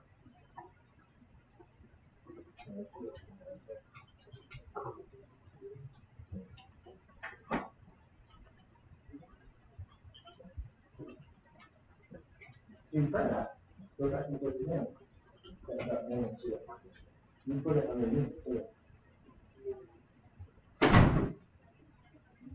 So look at the air. But refresh the browser. So what happens is initially the data isn't there. There is no pet. So it's complaining because pet is because it hasn't had a chance to finish the data. So you have to check whether or not it is. So you might need to use like the optional changes like that. Question mark.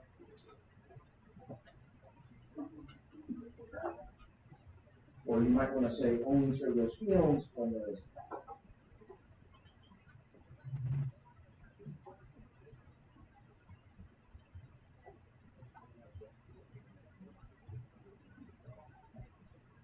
Oh, what happened? Drop down.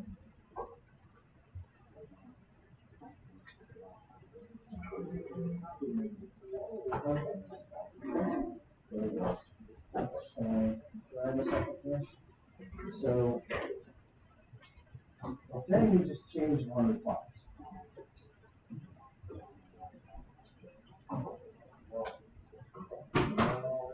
Why do you have a whole bunch of shortcuts in there? That looks like you're running like all the desktop shortcuts. And that could be a problem.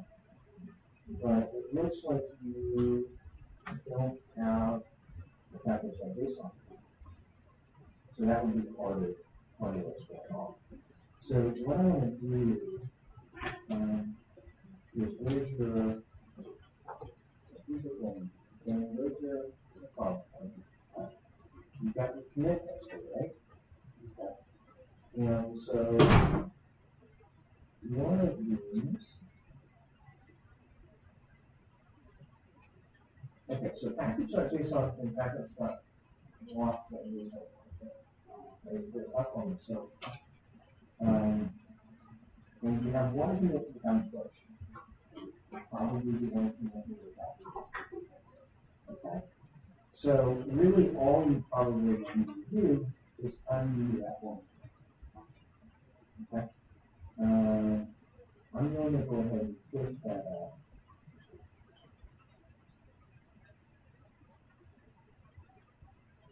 And we can figure it out here. So yeah, there's the problem. So that commit that you pushed, all of that garbage in it. So let's look at what's actually in this list. Oh, let's see. Let's see it all comes. Okay. Anyway, so you got a get ignore, chance to get ignore, which is fine. Doing production. Yeah, you got all those links in.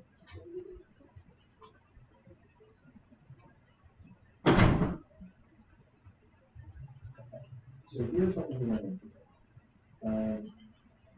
Rather than I need to read all this stuff, all this stuff, all this stuff. Because that's actually going to get worse. What we want to do is just make a small set of changes, which is the set of changes that was working. And then what we're going to do is we're going to refer on this change. And that's going to make it.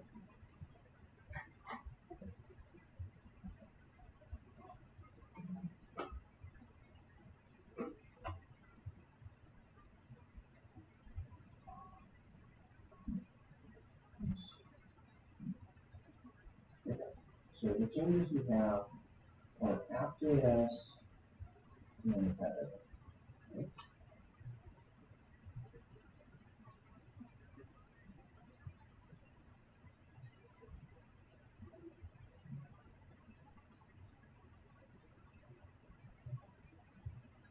And we have that. And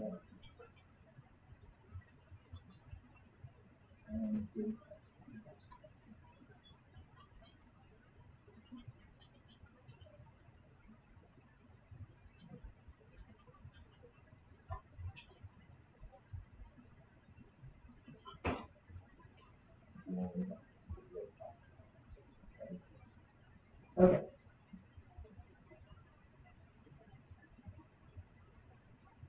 So we're cleaned up. So there's nothing that's not checked. So what I'm going to do is go to the folder, find the button,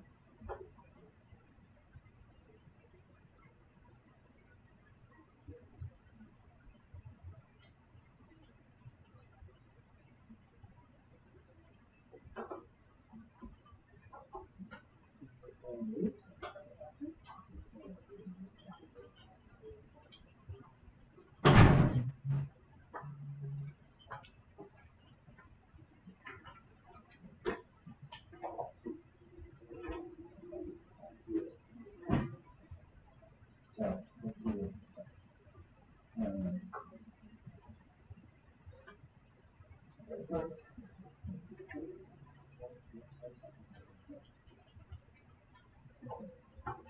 Click in here.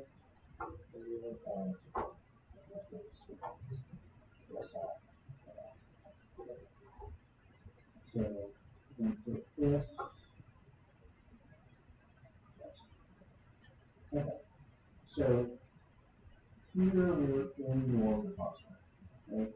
And it looks like you added a whole bunch of stuff.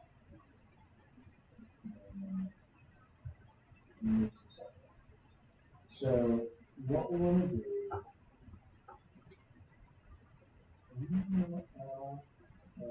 what is it? Software. And first bit, I'm going to show log. I know that there's a way to do some of the stuff for the aesthetic. So I go to C. Now what I'm going to do, and it's important at this point that I don't have any changes shut down. Like there's no temporary changes, because otherwise that's temporary. So that's all needs to make sure you've got everything saved and no. So I'm going to go and this is very important that you play. Don't just reset. There's other things. You want to go to revert. Okay. So we're going to revert the change that was made. Did not resolve. Okay. So I tried to do a revert. And you see that says 109 changes. Okay. Well, I just told it to undo everything that's changed in that one percent. Well, I need to exclude some things because we did want to make some changes. Okay.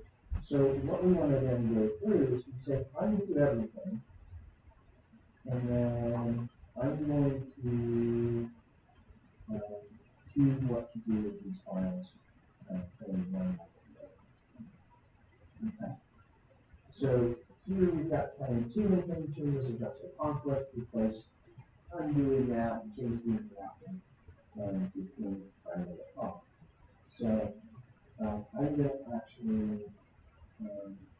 say accept current change, which is the changes we already made, rather than the changes that we already made.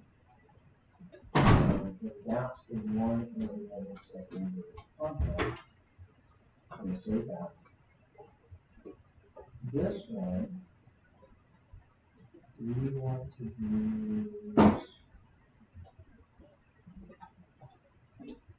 undo that.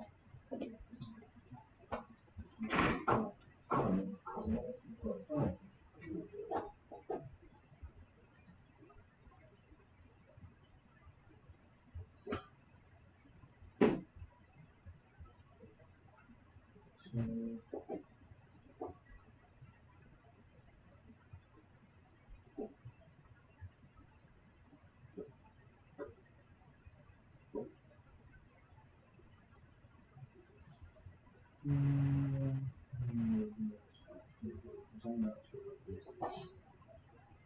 So I will go and options.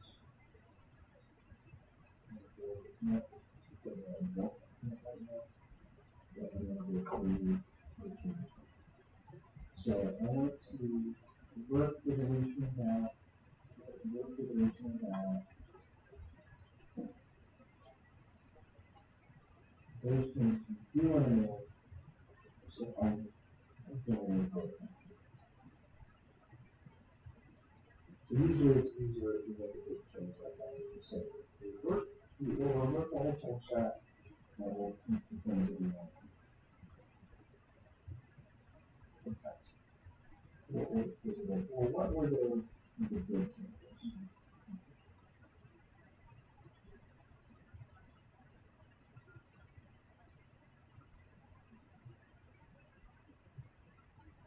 This one has a conflict, and the conflict has the same thing as this, but one is saving. So what I want is that so I'm going to put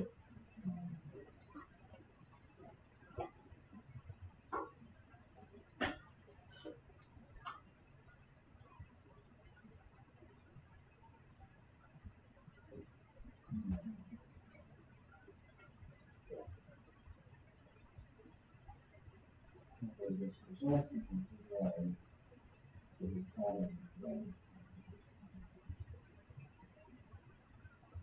So I'm just going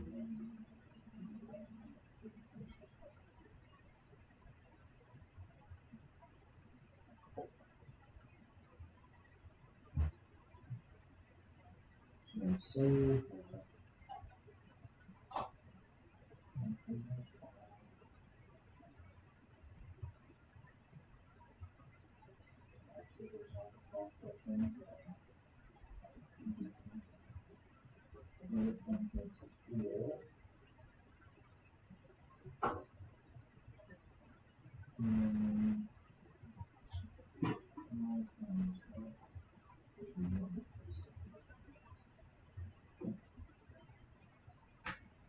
So basically all it was drag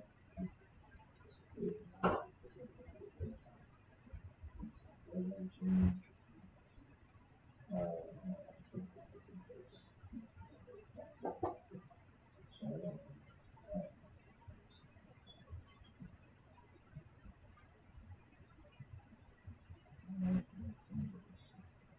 yes.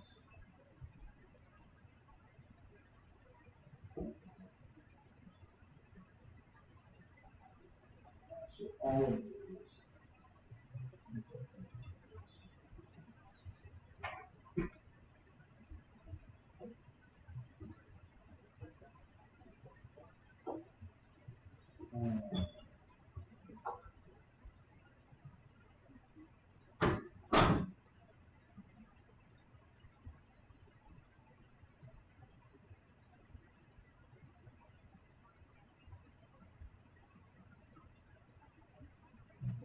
one.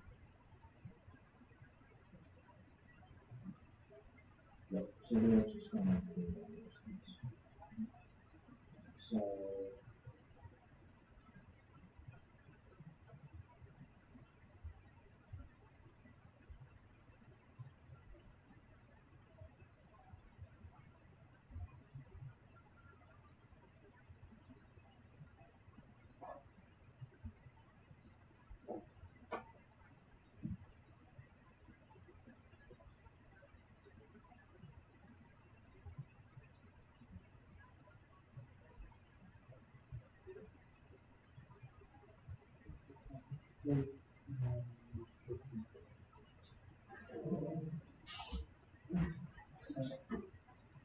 yeah.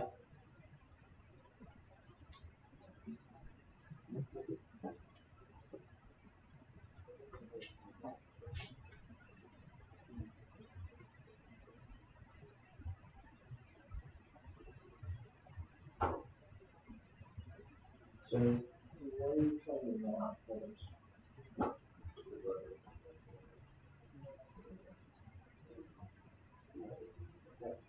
Hold up and stop. So, you're not thinking about any of it. Only thing that is not. So, your goal, what does that say? It's the smartest text, right? On the edge of it, you want to slow this text? No, not at all. Right? Just at all. Right? So none of the code, none of that you brought in really makes any sense. Right? Because it's not the way to frame it. Right? So we can't really want right? You don't want to reference up the front. You don't have links divided to it. And again, because you're not trying to get rid of this.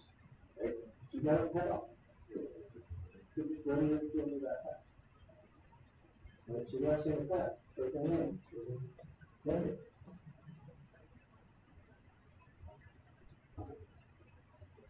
Okay? Yeah. You just have to step back and think about it and find that problem.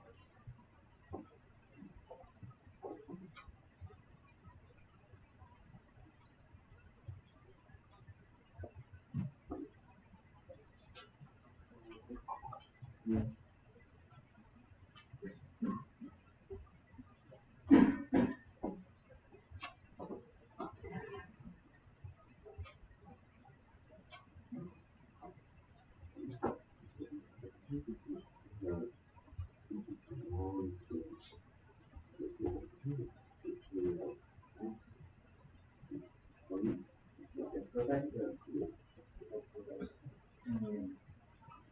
This is the can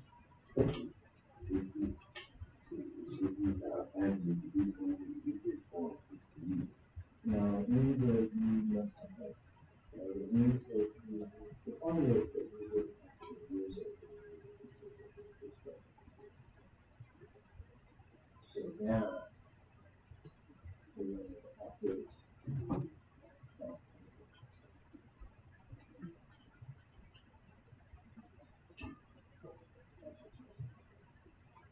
Okay. So to go back to that,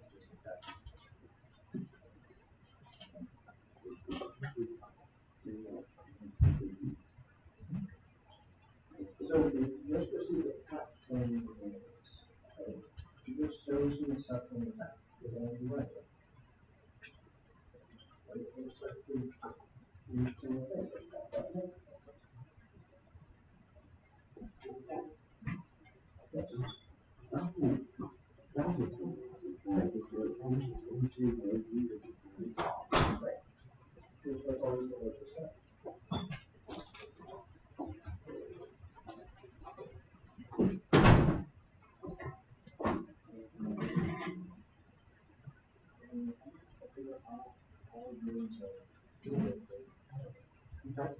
Well, we just retrieved it from the data set. Right? We did that use a fact table for request to the server, right? And we process that, put it back in the server, right? So it should be available as a fact.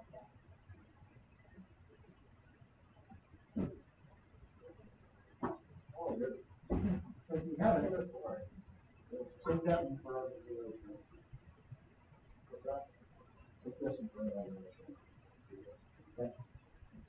So it's like, it's really that simple.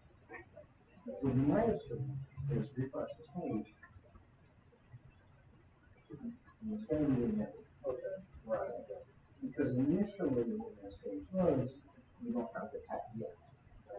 And your code is presuming you have the tab all the time. So right now it has right? And you're trying to render this when you have no tab, you need to say, well, only render that stuff. Like, wait until you have tab.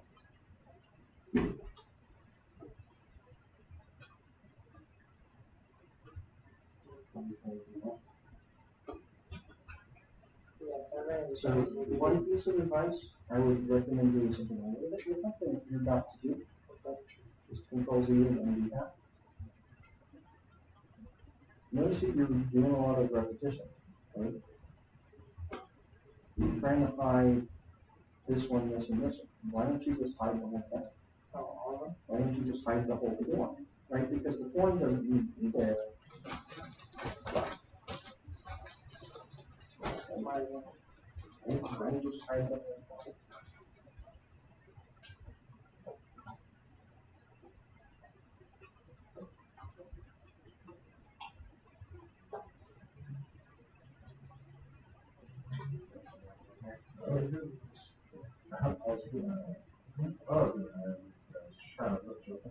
Well, so yeah, that would be part of it.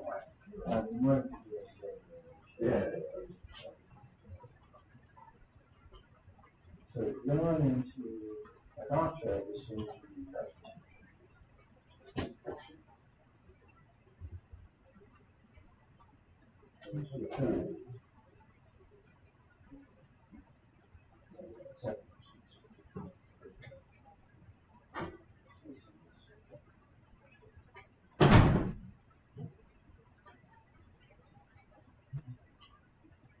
so refresh, it should do something different.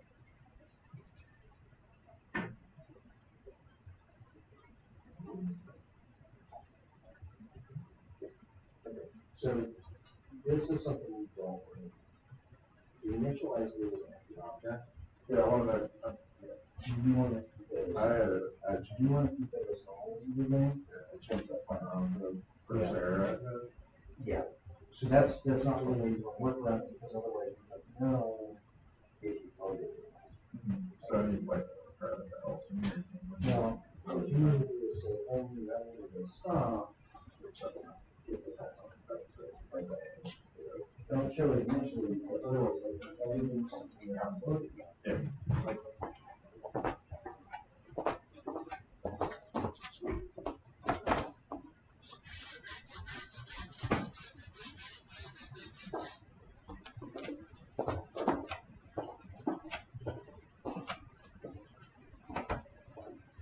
So just to illustrate a few things, because people are running into this.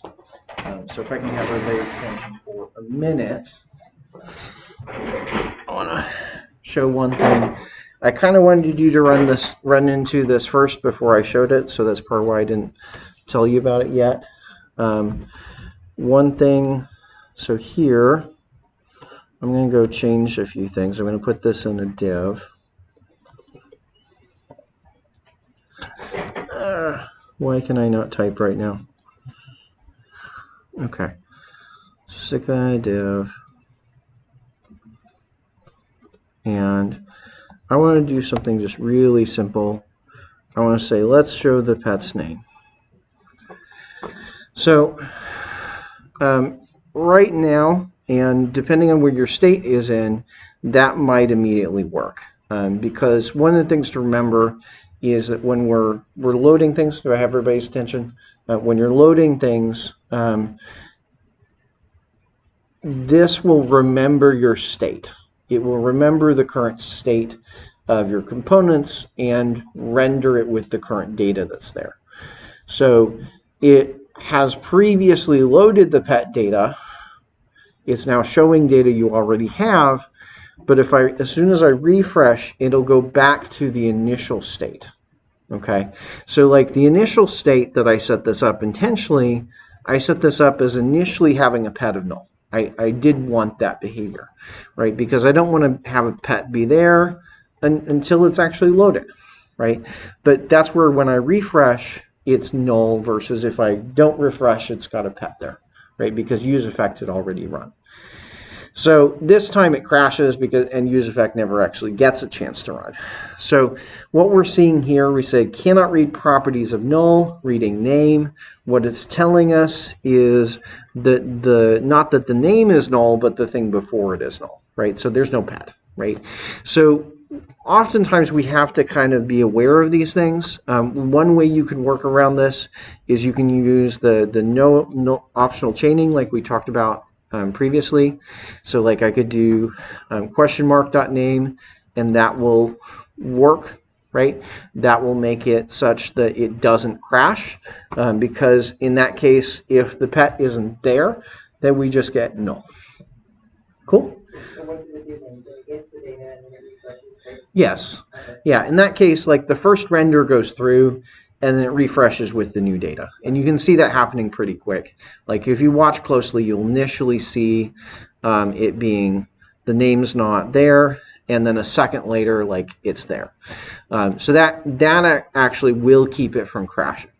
The problem there is it's still in there for a short amount of time, where especially if that's a long request, the user may be typing in the edit form, and then they lose all their data when it refreshes, right? So typically speaking, we don't want to show any of that data, any of those components until it's actually had a chance to load. And so that's where I may guard these with a check, and I might say, okay, well, let's wait until there's a pet, wrap things in a pet and I might say, okay, we'll only do these things if it's there. So, and I might want to say, well, all of this is going to be wrapped in a form anyway. So I might say, well, let's only show that form once there's a pet. And so I can then go through and say name, species, gender, age, species.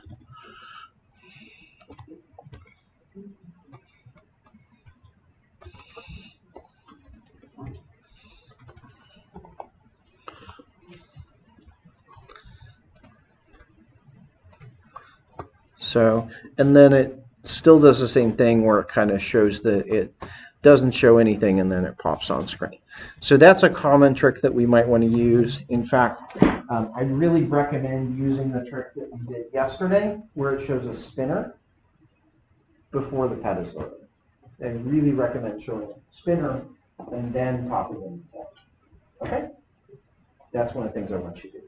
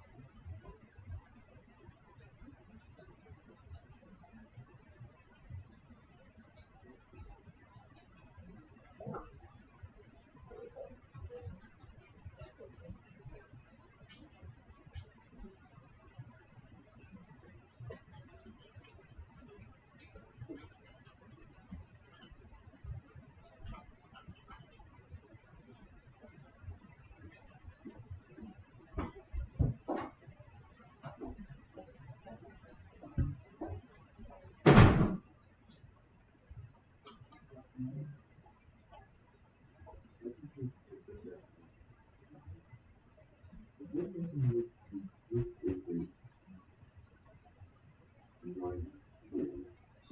be careful about bringing things down accidentally. So you have to do it with the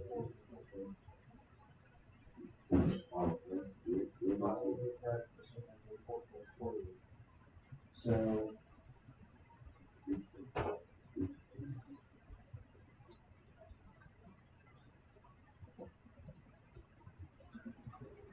it's short areas of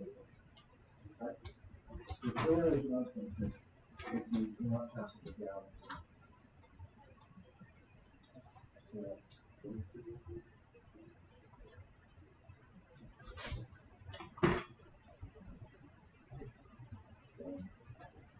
really and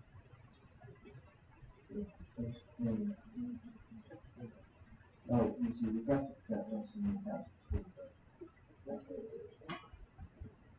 So all of that. Off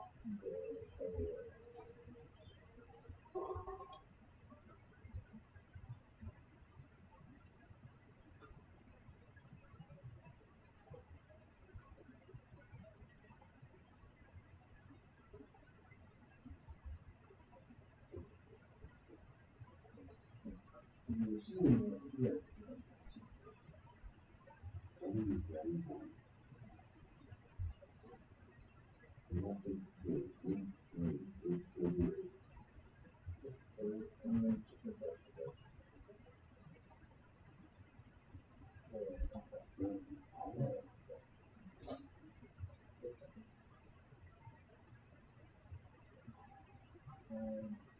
And then from which is and see what's why is that.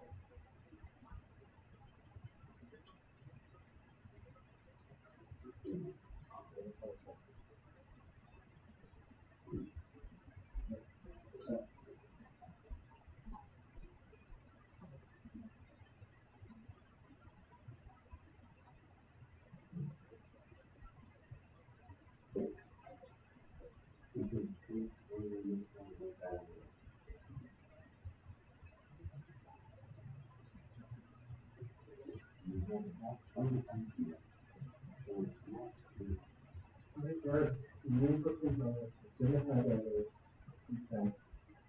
So in the editor, see you have to look at the first area. It's one area problem.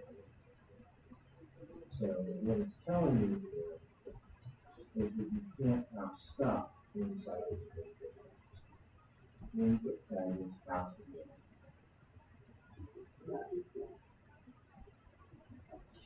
That's causing the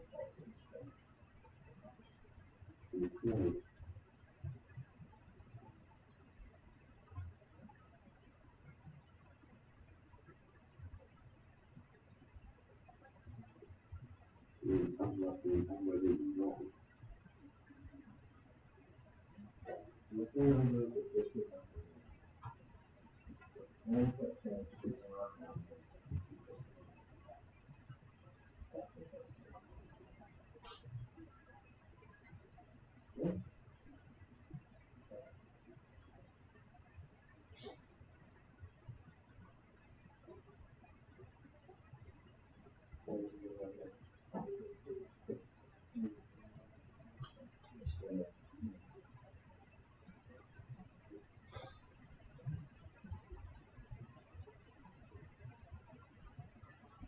You might want to, you may want to listen to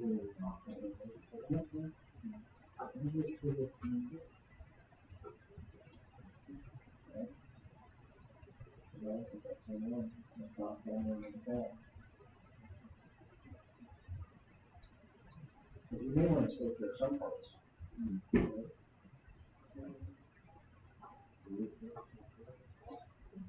Right.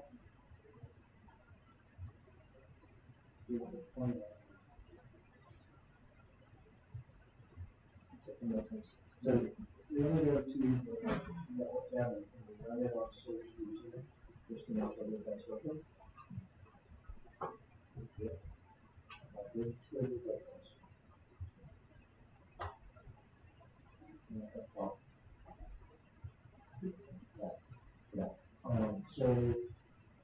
go to the network and switch back to digital.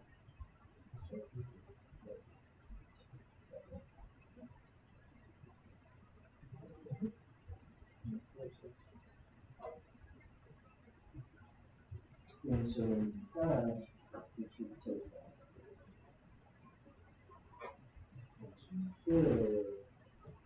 It's good. And it's very probably not the place you want. Right?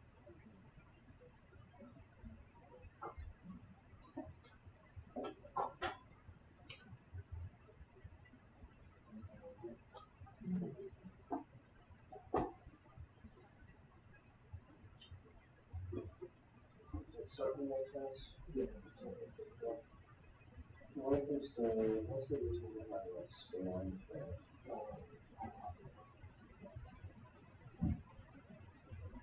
So you just try to put the current value next to it. So what you want to do is that it's just put in the field in, that's properties.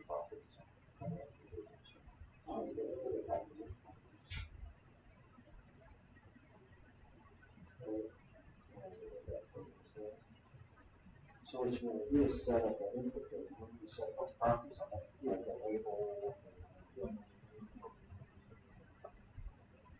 So you want to set it up kind of the same way. So go back to your hands over, give it like the label. So that's the label. Okay.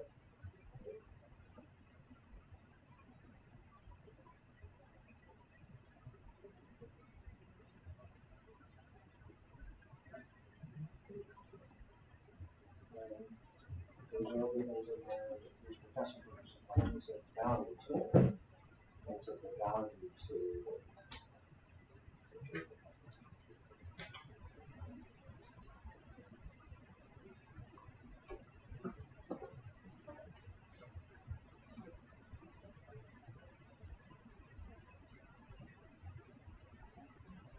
So you don't need all that. You don't need all that. You're there. You just need variables. Nothing else. Just need variables. But you just need nothing else. So save that. And see how that starts to.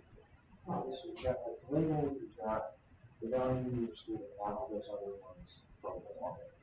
That's typically we want to do like the first letters on the case that usually we end up with this kind of go away with it.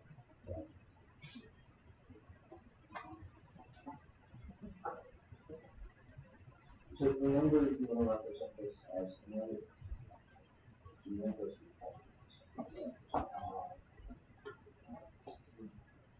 that would be like all guys you want to be able to build an editor.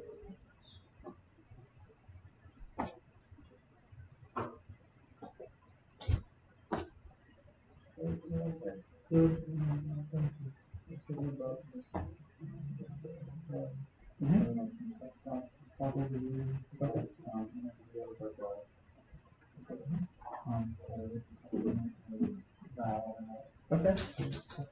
Well, not valid, that would probably be bullying. And you're saying whether or not you want to probably start with false, right? And it's like, well, really, it's not true valid versus valid, it's true versus false, true versus false. Yeah, and so you might replace it. In fact, what I would recommend switching it from, if you're going to do that, switch it from being just expand, being just goods, over to being input. Replace it entirely with inputs. Okay. Right?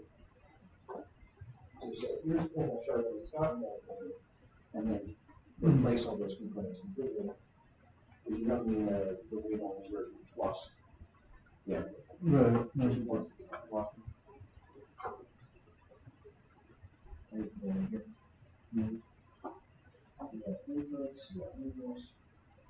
Remember that we typically don't put that button.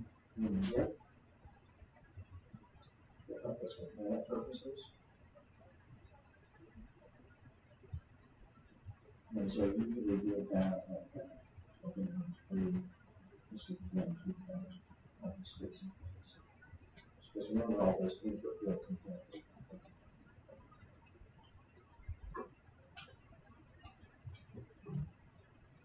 Do a format on that. It's doing runs over there. That's the thing. So what we're doing is making it here's the trial. So that question mark, actually, you don't want to show that out. You may be running into the path, so you don't have to do a question mark there because you already know the path itself.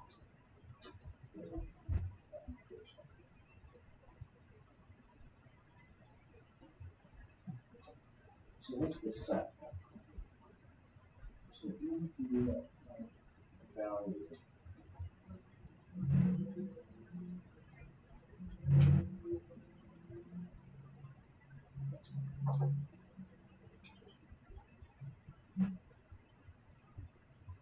So that means you take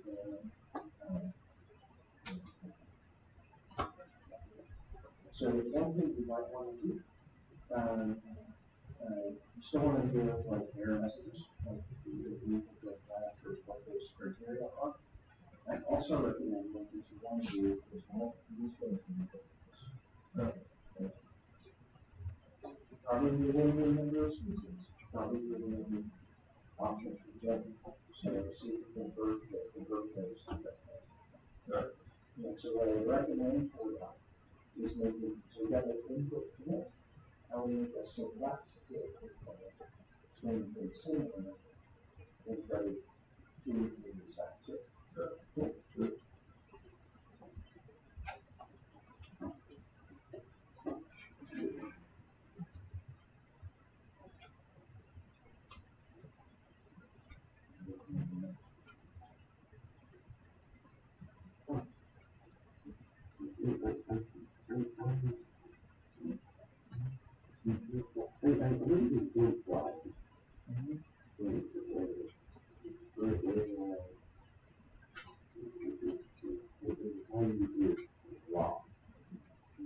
Okay. Now, you follow the thing when they go on the screen later.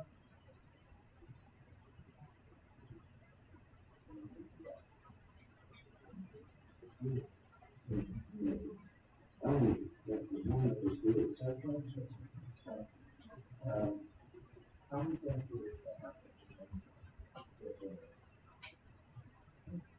So, you refresh your page right now. You notice for a minute, you see that flash?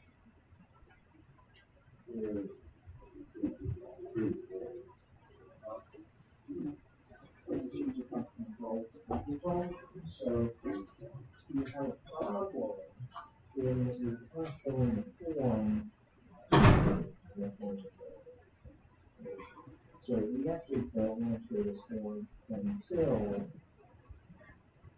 until it's actually had a chance to. So that's where I guarded it with and check it. So don't show this form unless that's there.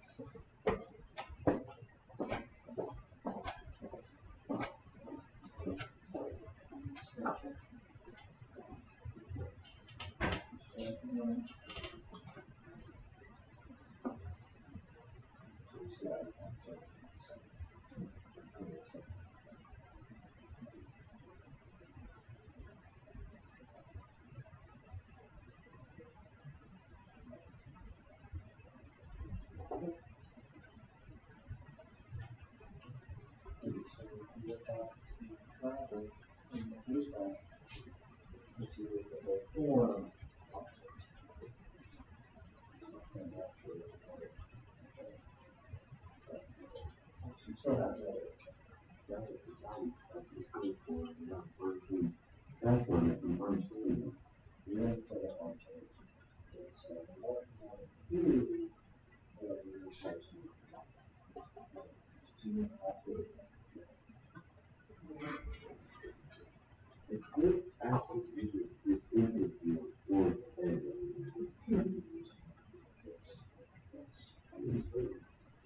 wait, I'm like, just walking back.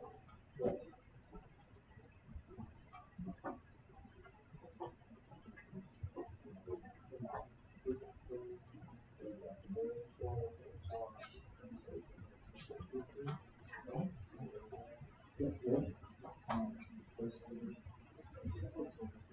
Okay, don't use that. Yeah, don't use the placeholder as a time. The value needs to actually be. Yeah. So remember.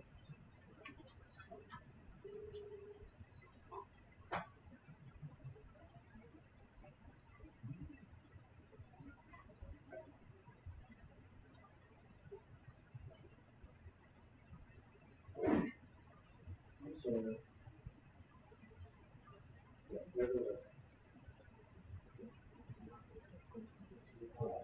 yeah, so hold on a second. You'll get through that. So what happens is when you close the edge is if they cost it, as well as you watch now. So refresh the page. So there's one thing that's showing you, like you see that there, what's telling you is that the thing that's going to find what the value is. So what we haven't done is yet put that on change or set, and that's why it's not. Remember, so because remember the placeholder there is not to say here's what your current value is, it's to say it's going to hint that it really doesn't give you this current value. Otherwise, what's going to happen if you use the placeholder and you try to make a change would be kind of silly.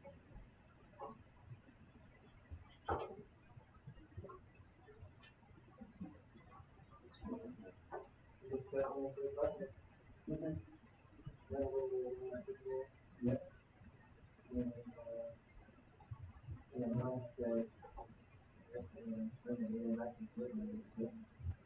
So hey, when you put that in the Smith form, maybe you got to send it back to well, you have to send, like, you have to make another access request. But I can't make it into current framework because we just get the same value. No, you just need to make, like, you need to make another request. A get request gets the value, a put request will change it. So you need to send the new data up to the server.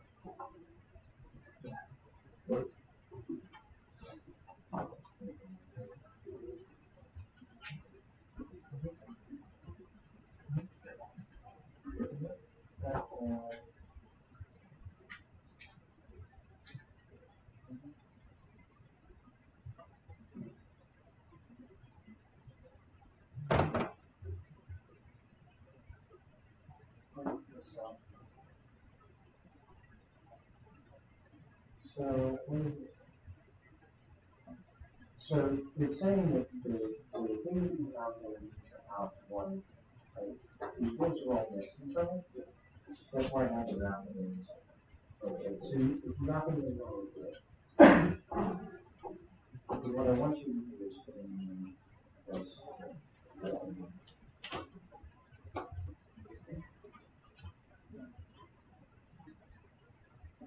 And then it will happen. And all of those things will come out there.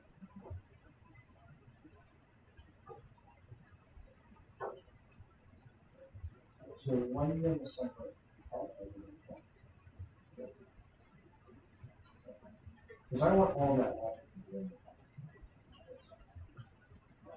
the otherwise you basically make two copies of the same.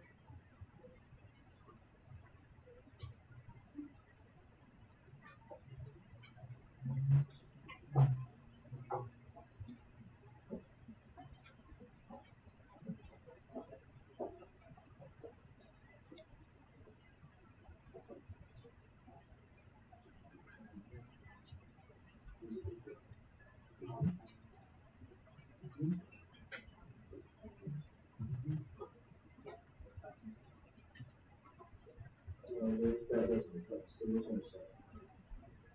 The only set cat is a function. It doesn't have any property. So, long story short, okay. So think about the group.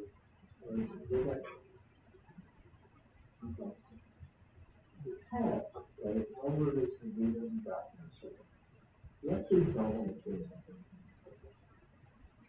So you really don't want to copy it out because I want to actually do what I really do the data you got in the circle. So you need some additional stakeholders to track like what is going to be changed to versus what used to be. Really, you need to technical steps. So let's say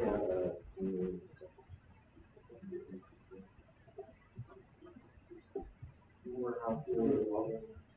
I want to have a very different for every channel. Same sort.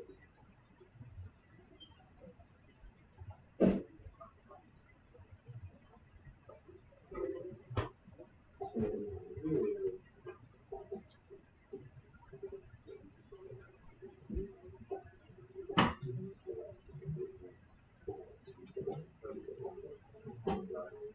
no, I'm not sure. So what does that mean?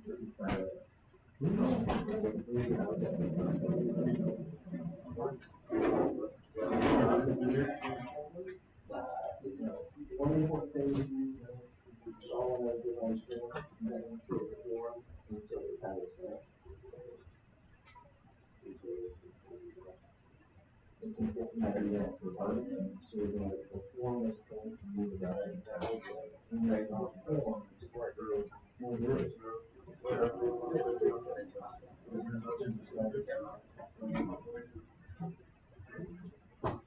These are the updated data. You have to look for the two right here and red. You say, oh, you should the form. I only say form. When was that from last week? Once there is. That we did from last week. And then, it's like, you can't have it do it until you have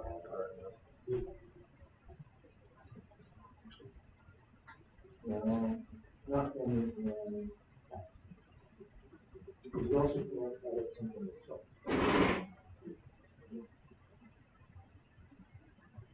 So you have a form.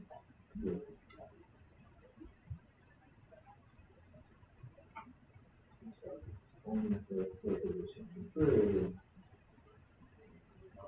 So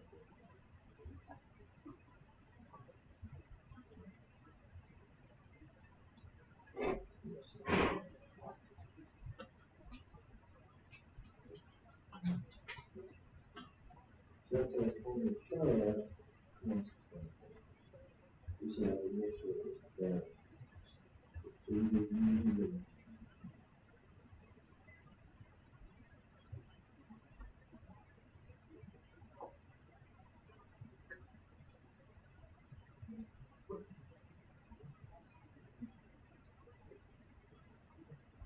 that is because you started with the quality.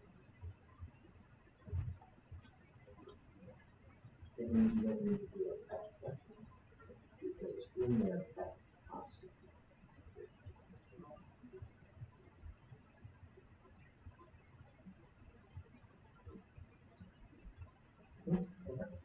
So you say the patch, you go back to the so that's going to be a problem.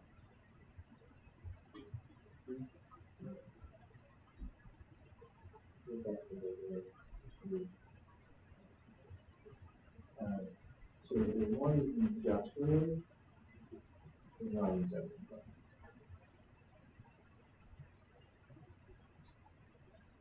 It's another reason why you may want to take all of it.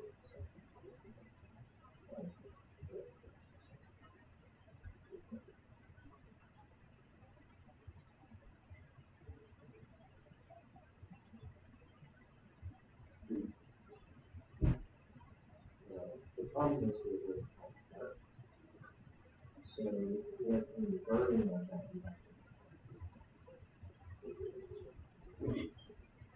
So what we want to do, take both of those to each two different points, put them in number 4.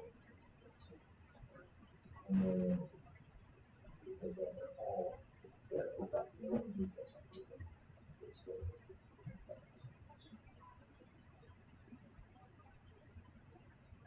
And that would be, right, exactly the thing. Yes. Understand. You don't need this.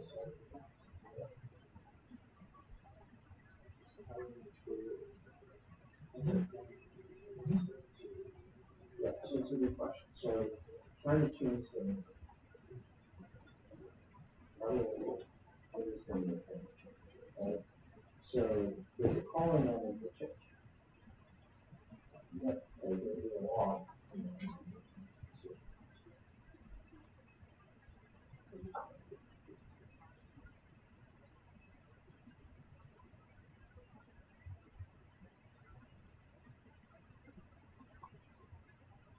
So what's happening is you're changing the name, but what you're displaying is pet doc.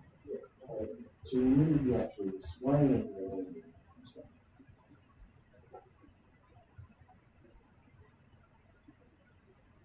Not the name. So that's it.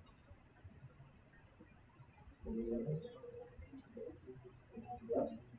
Yep. So that's it.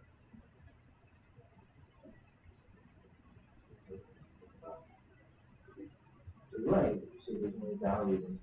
The whole thing's like, yeah. So what we need to do is we want to go back out to where you received it. Right? So here we can decide what's that name to run some data. It's working when you can't access Pat code because Pat has a copy.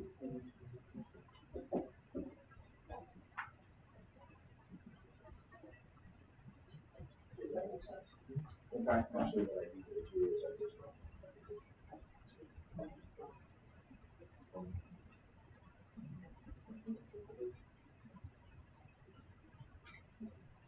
So oftentimes I mean, because oftentimes it works. Oh,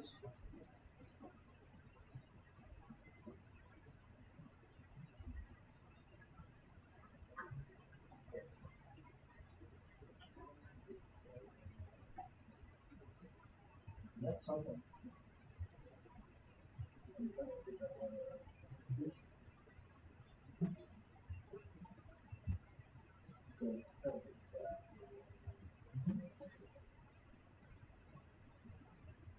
Okay. Number about look at the pet list and figure out how to do it. So now we have this yeah, got this here. So we need to expand.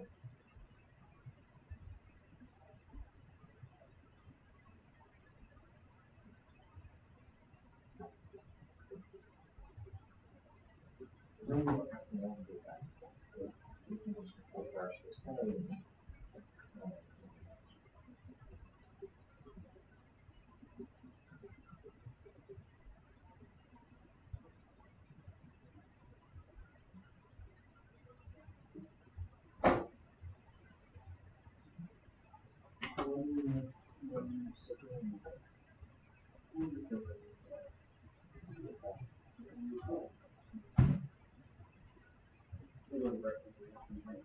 But really that's not that.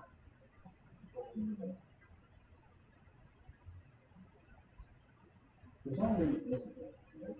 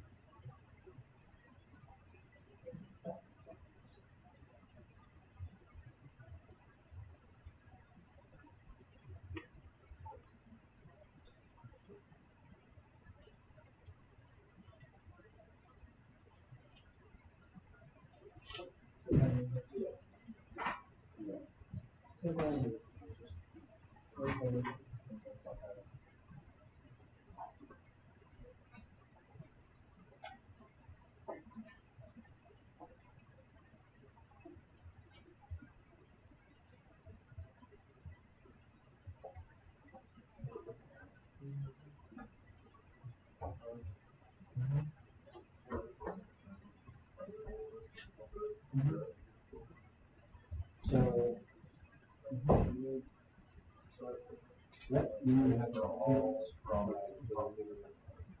So, in fact, I kind of misspoke. Probably don't want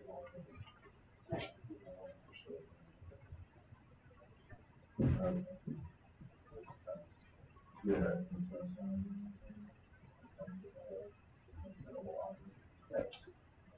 Turns out, yeah.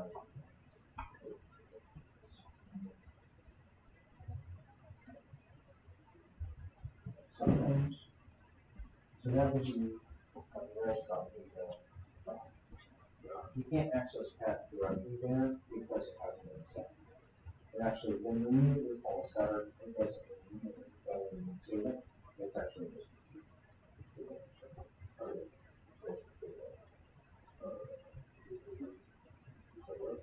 Just rest of it. Because sometimes you don't get it like that.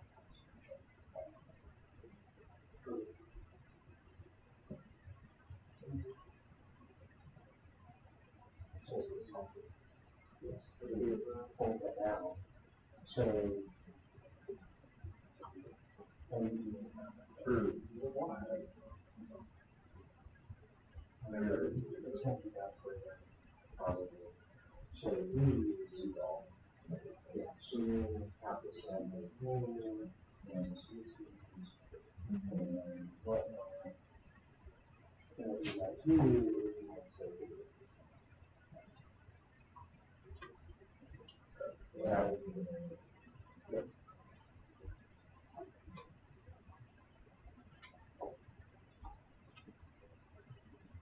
the reality of the problem.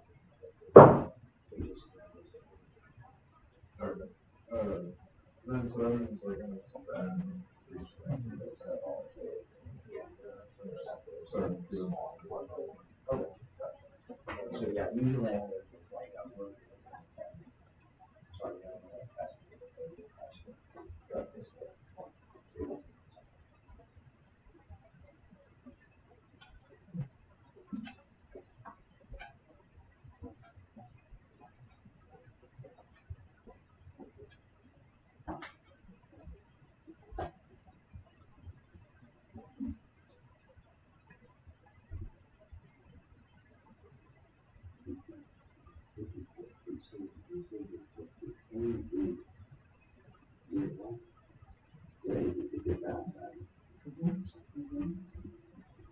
something. So I need to change what is the set value.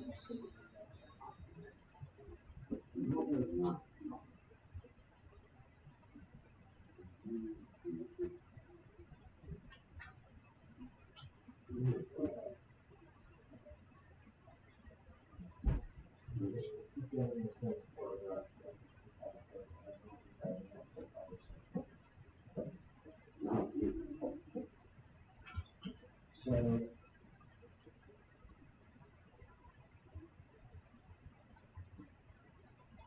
what's this value? What is that?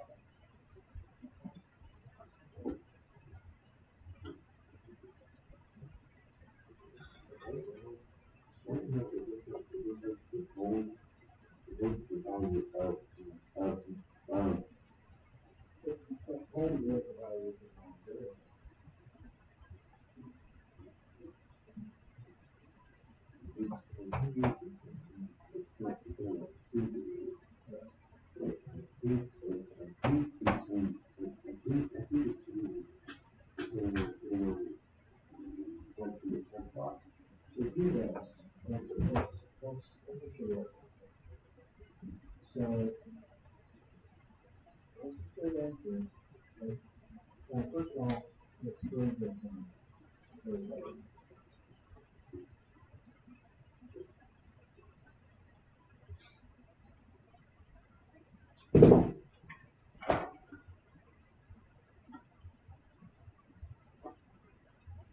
And the thing that is used in that,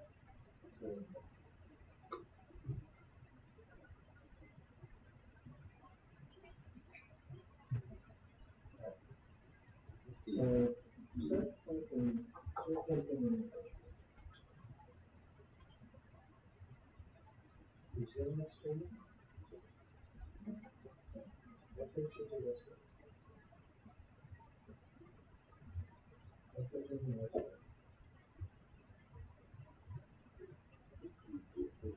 I think let's take the new value, whatever it is, and throw it into the one variable.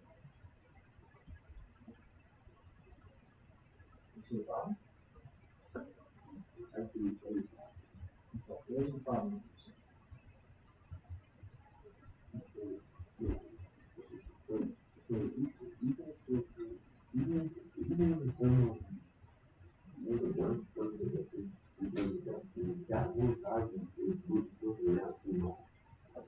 The problem is, how many fields do you have? Three.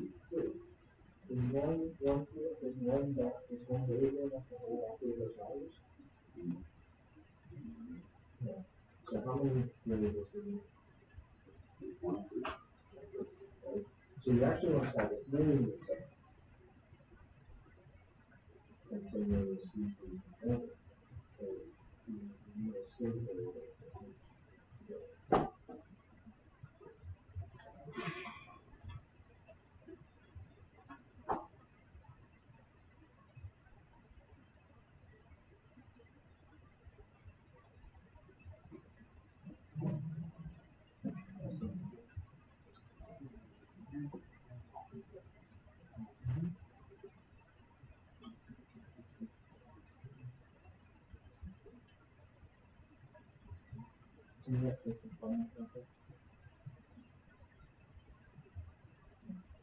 So you're not ready for this. You're not ready for this. So we were going so let's make we're not really sure. So what's happening with so we're going to load this in. What is the value in this no, that's the way maybe not, that's a problem, right? Because the new students start out with that's it. Okay. So the label needs to be not the unit type, but needs to be the type as a placement. Probably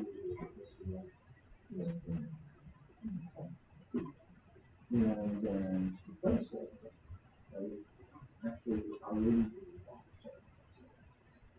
do you want to set, you need to set a value. So what is the current value?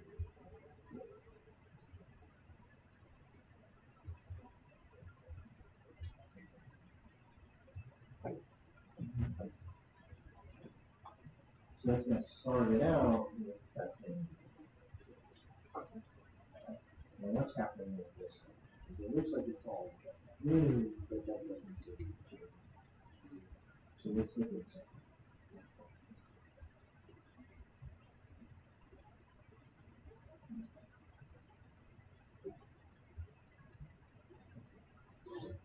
So you got here, you know what that means. But you notice that the actual values are being changed. So you're changing it also the types within that value that it is. So you're always showing the original image, not the update. So what you need to say instead for the updated value. So that is in fact.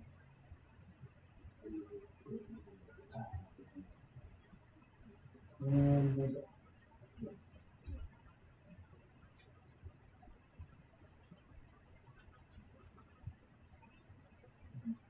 so if you do that, hold on. So before you go too far, that's it. Right. So what happens if you start breaking them down? Right? So let you think of it, right? And it's updating that variable, right? As you want. It's not updating that call. Now refresh it. Notice that initially that is off. That's a problem because you need it to be initially the current. Right? So what's missing is when you load the data, you call set here.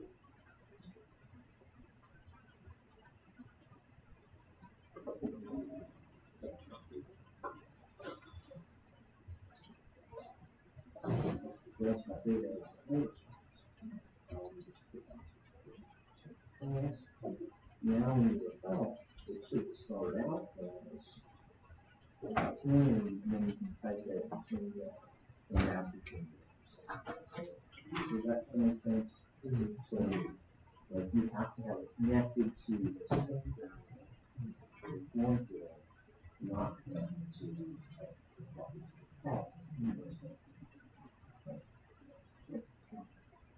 that's it.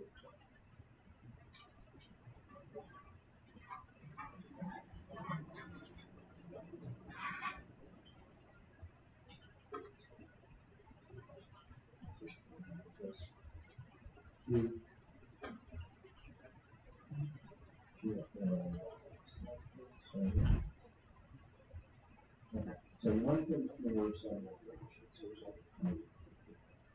so when you're selected, so one thing we can do is we can actually take in special property in children. So not in the property in children. Children is actually all of the things that you put inside of that, right? So what you actually, the easier way to do this is to then absent children. So what you want to do on this side, you put children. So children's kind of special. Really business children. And so what you're going to do is you're going to put everything you put inside of that thing into it. So that's what you do. So go back up to, this is one way you can do that. Usually you don't get that. So go back up to your editing. And what that means is you can still put the options between the start and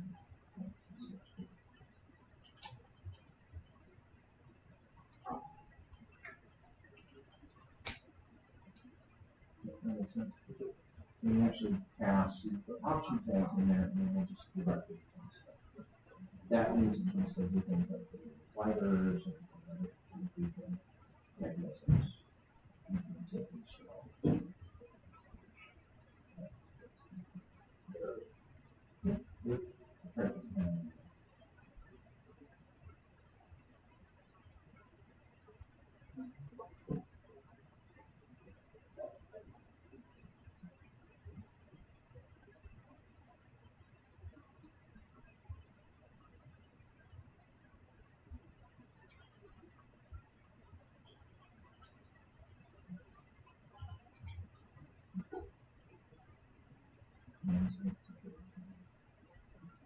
usually it's time that gets you that same, that's it.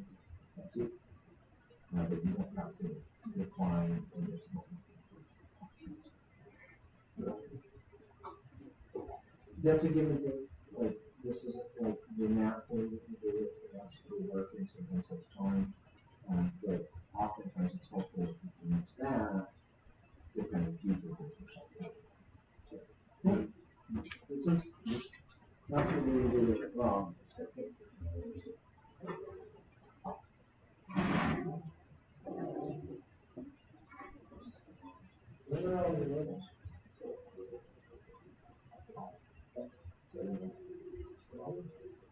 Yeah.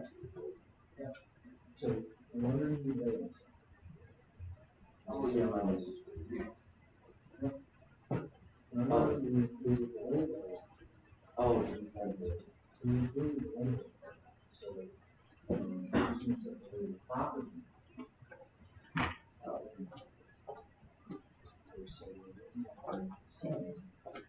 sometimes it's more than space for it.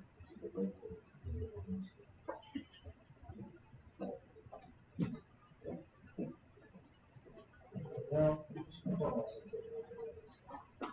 see that there? Just like that. Oh, I see what you're saying. You set that up to just be a browser. So that's all we have.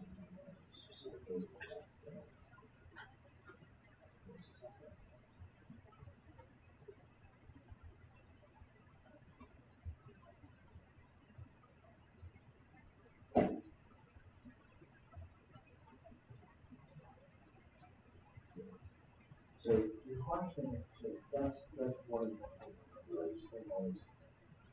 So the question is, well, what do I do that?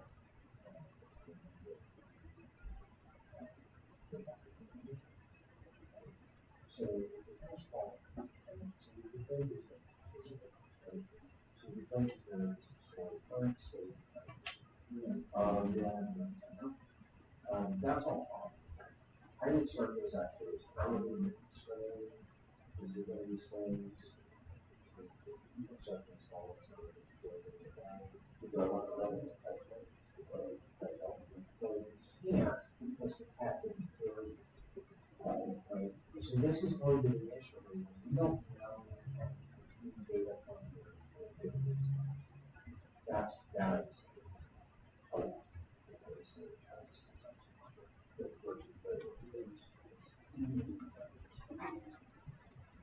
So initially you don't have an idea, right? Initially you don't have to have that. So when you get the path, this is the one. So at that point you can say, wait, because now we've got the so we can hopefully that safe for everybody. But I'll ask you to see if there's any your project plan. Your property technology. Because Pat is saying no. Pat hasn't gone through that. Okay. So you still need to say that it's not data.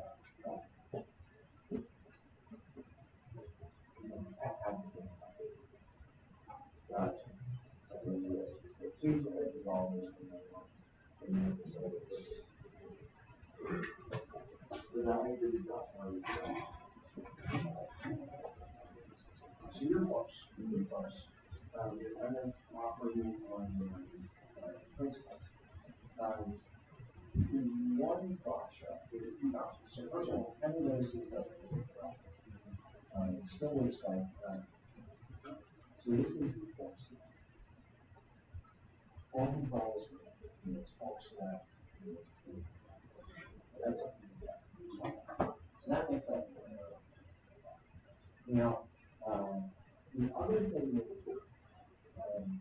is you perfectly got. Yeah. You perfectly got. You can't change. You need to get past those, right? Because not all fields are going to have the same. Not all of them are good. Oh, yeah, that's right. Right. So that's something that needs to come. And so there's not to do that talk like that. If you think of children, there's kind of church. Children is all the which are all the elements that inside of this sentence. And so you get the children and say, oh well, let's just get the children and how can we have this? So just erase it. Erase that. Oh, and all yeah. So put in there just for erase, and so we should go.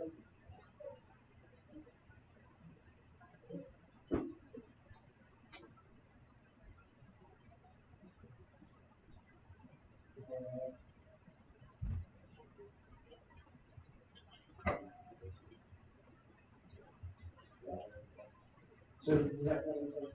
So what it's going to do, so that's often kind of confused. And so you know that I really and really and so inside of the inside of inside of the empty of the one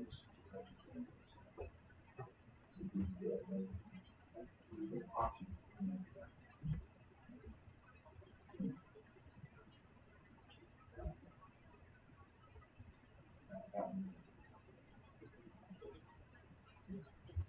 Oh yeah.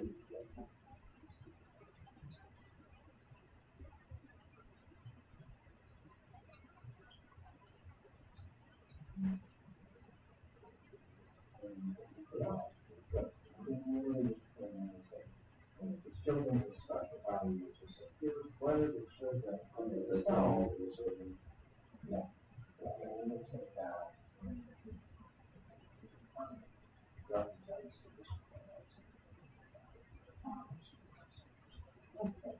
So, yeah.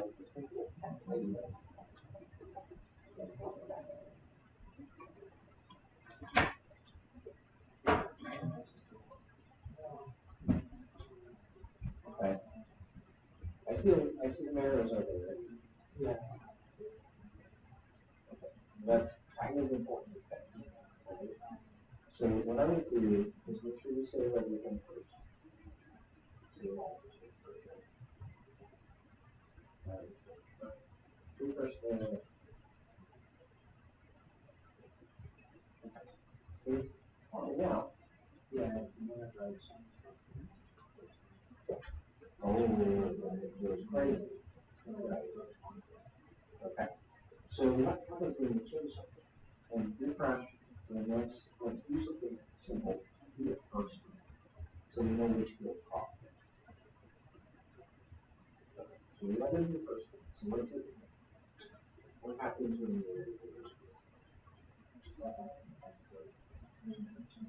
okay? And it passes over 1 second. Right? So where's on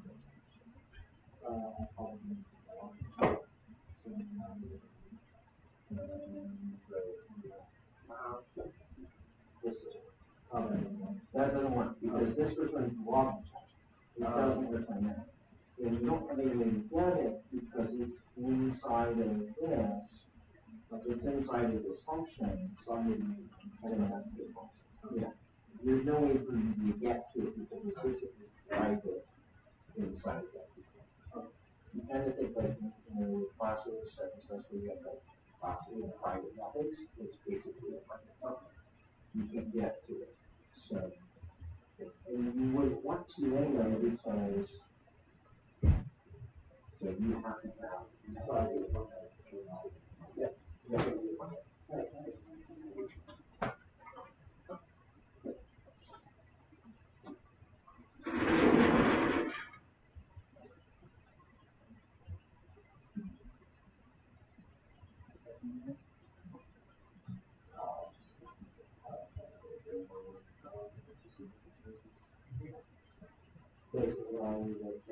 Yeah, yeah. One thing to remember is you want to have it show up in email and not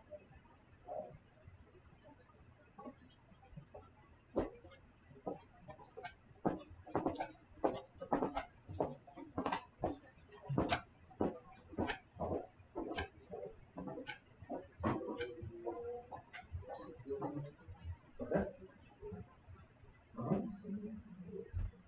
Yeah. Yeah. It's your part. Okay.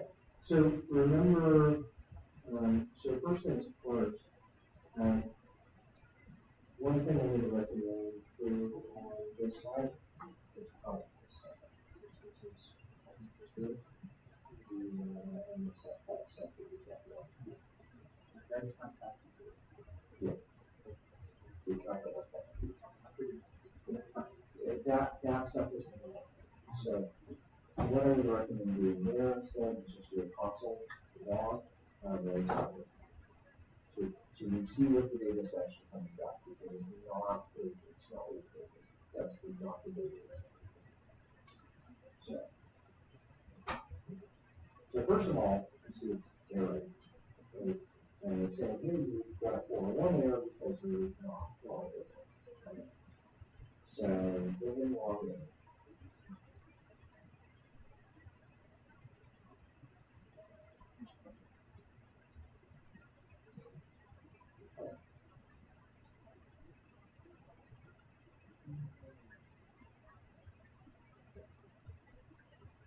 So you see it says pet update.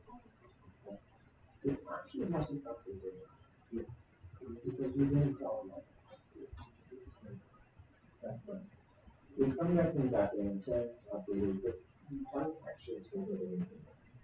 So if you think it goes to your code,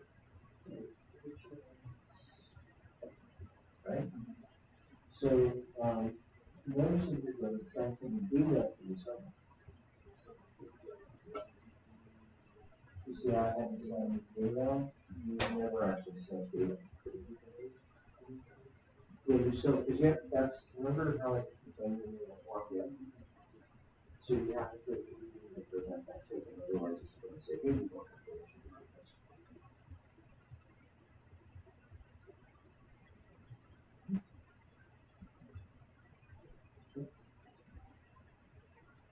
Just take the data that you want to change, or here's new numbers, send it up to the server, and see what happens.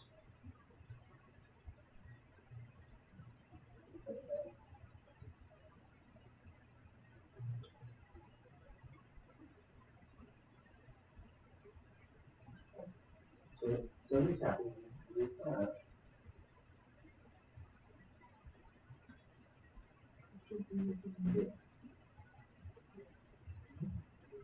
So that's how that's. Okay. Now, go back to edit. So go ahead and fix that. So you have two things you can kind of check for. So like there's a 401 error code, right? Yeah. So if you get a 401 error code, you probably know you want to use it. Or something. But go ahead and log in. Really know.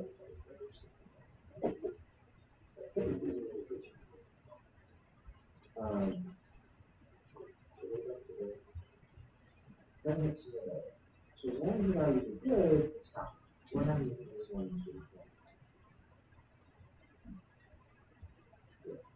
So you still have to check. You're still not doing anything without validating.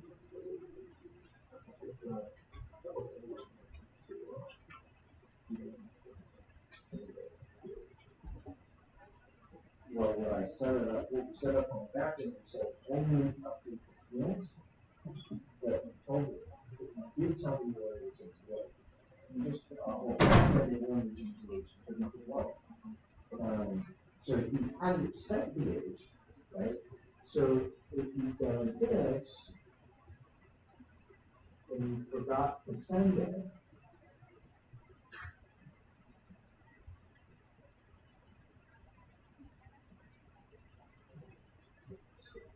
so if you don't send the age, and you try to say, people will be happy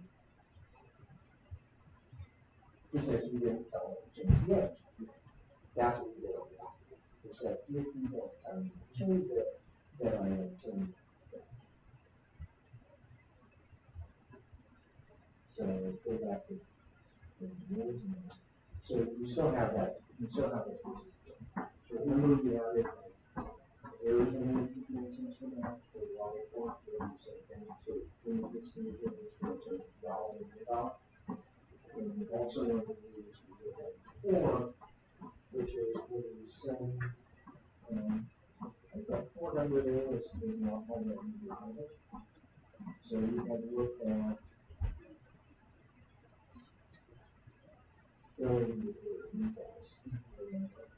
So saying this goes on, you still need to do that.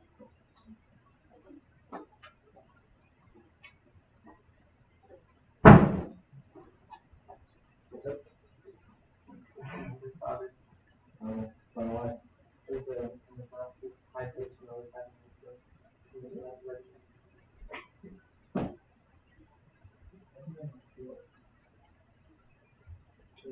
Hospital roads,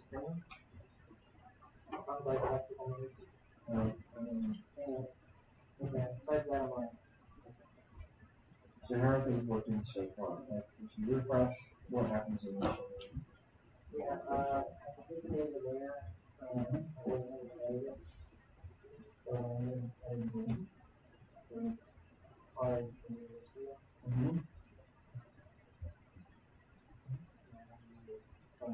Yeah, so this here you can't do. That there, that's the problem. That there does something which, yeah, what happens is, it comes nothing, it's empty string.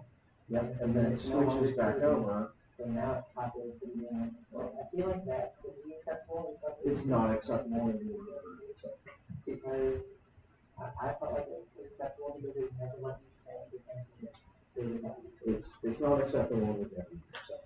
So, when you're specifying, so when you're specifying, when you're specifying values like that, then are you using or sign? Because you're saying, well, sometimes show this as the current value, and sometimes show this as. So it actually needs to be adjusted. Yeah, so I'm working on that right now. Because what you're saying is use this or sometimes the other thing. This is what this means. You know, these others are good. Yeah. So go back to just name that you have that, right? Go back to just name. That's what you want to have. So what you want to do instead is you want that name to always reflect, like you want that name to always be the one that's in. Okay? So it's just a matter of changing that variable when you get the data. Yeah, I get that now. I wasn't able to put it inside this. Yes, you can. Yes, you can. It's one thing to put in here for like here, so I really don't want to do it just yet. I need to figure that out. You're still going to have to put it in there. Anyway, I tried to make this function and see if I just function there instead, if it does even that here. It still should, even if you break it I'm into. figuring that out, Yeah. This is really just a function itself, so it looks like it's going to. Yeah, I don't have to, now I'm telling you. Yeah, you don't want to do that.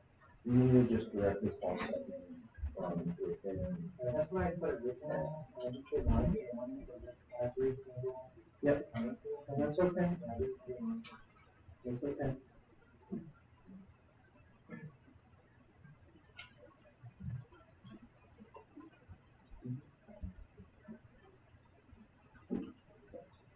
Yep. That's what I do. So if you try to run it now.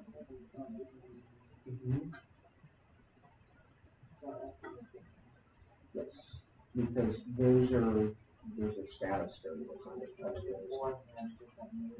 Yeah, that's the problem.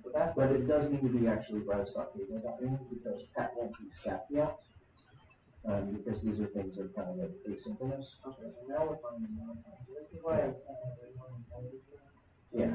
I'm testing with them all out there, and I'm like, oh, I'm pretty sure I don't need this one. Yeah, you don't need to listen out. This is basically what are the properties that change that you're using.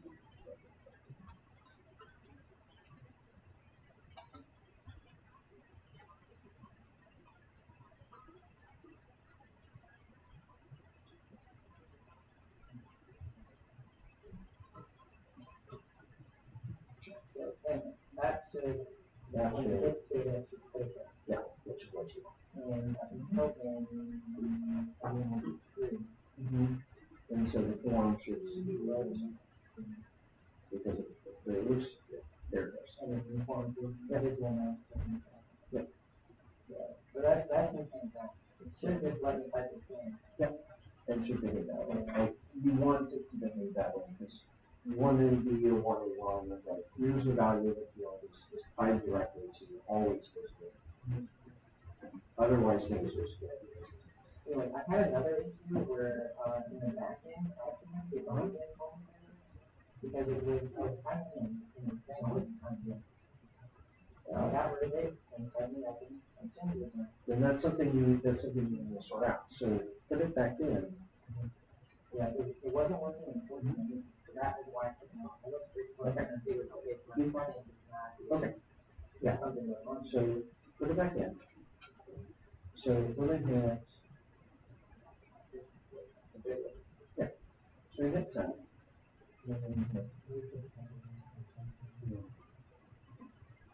it should take count one and then go to the forward. Yeah. Maybe it's all the Yeah. But you're not working. Because without that in there, it's not even checking you you're logged in.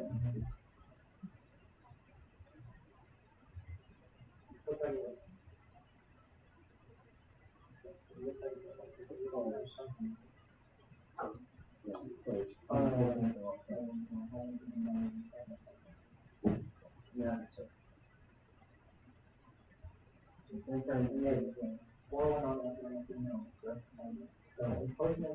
So what's happening, diagnose it. So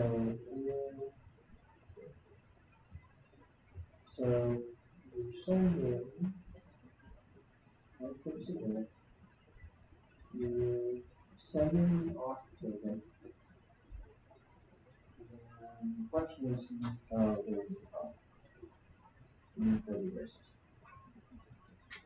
So you're not actually receiving that's the so auth token is going back. How do you explain hope? Well, we'll forget it. I have to posting.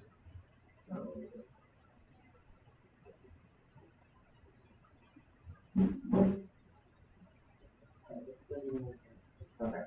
So, one thing I would want to do is just do a console log with control. Just to check the transaction.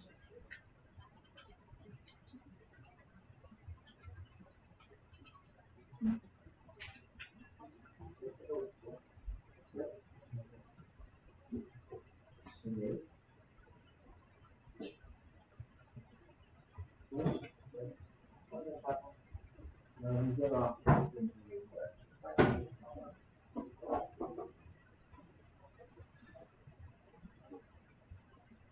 So you look at the paper.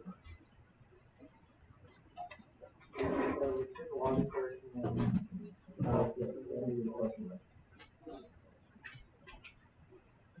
So what's happening is you're not you're lost.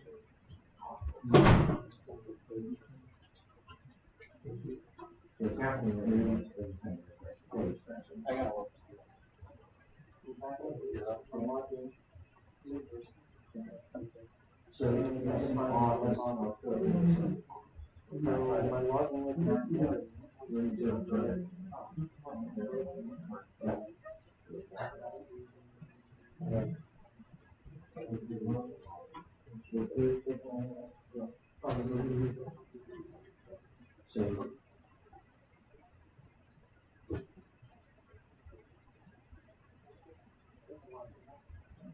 So it's sending back off it. So what you want to do is this number is probably something going on with the wrong. Right? So over here, there's something that up. So that should be falling in. So let's make sure that it's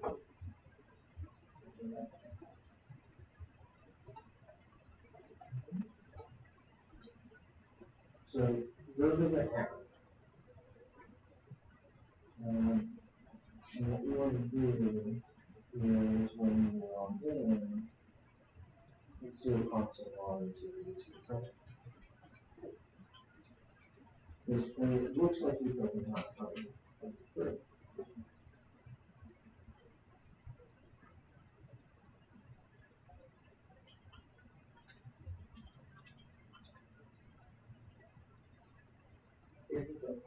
Okay, so there's a token at that point.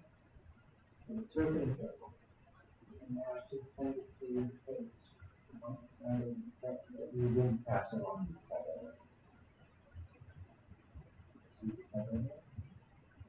So you put it on the route, you didn't put it on the.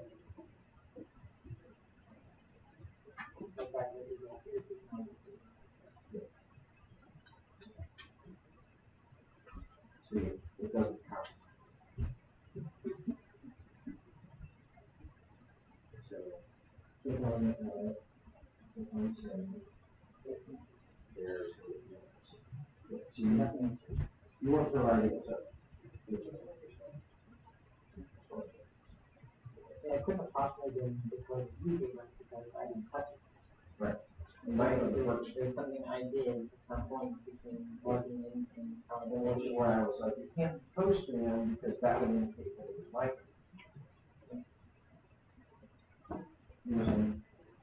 Also, it should be a 4-3 or something else. There's a 4 at all. Thanks.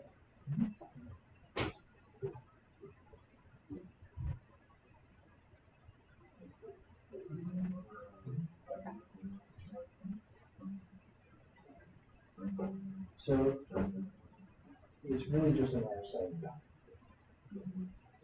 You say value is what you yeah. So one thing, is we can show the value. Yeah. That's one. You just need to say value or something to that's it. So really, that's you have to tell what yes.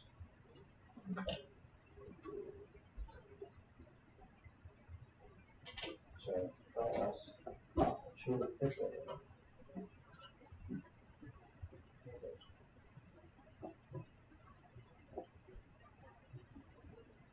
We try to change the gender.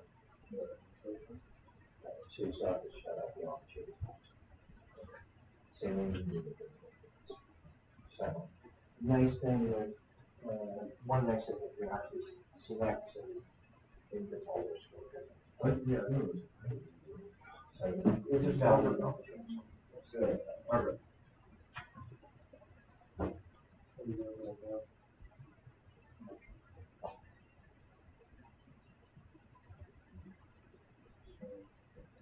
One thing I would ask you to do,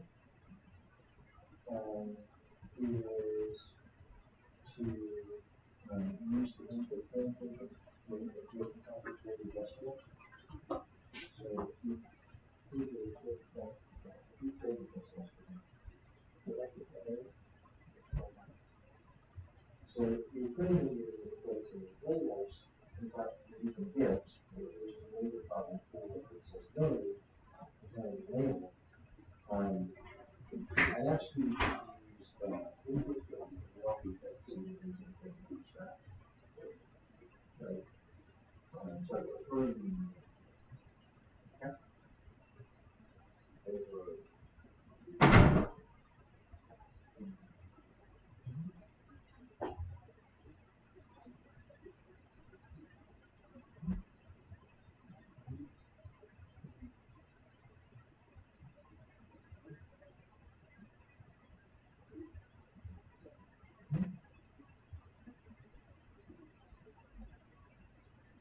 where's the one in the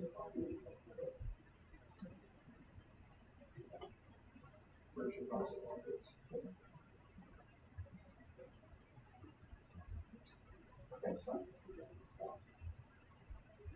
that's always good. Because res never has that problem. Res never has that problem. Not res never has. Res will never have the look at it.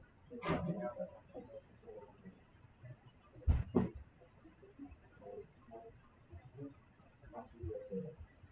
You can't call it anything else. Data is the data that the server sent. So, how long when it's sending more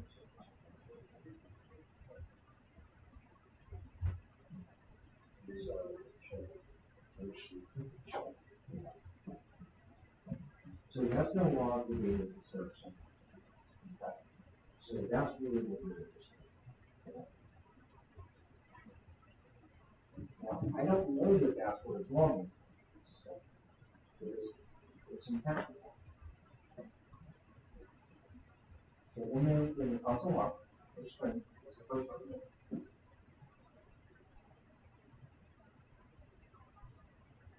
So I usually might want to say that the response or something.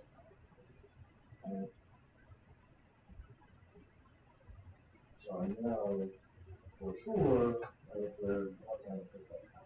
Okay. So now it's responding. That's what it's responding.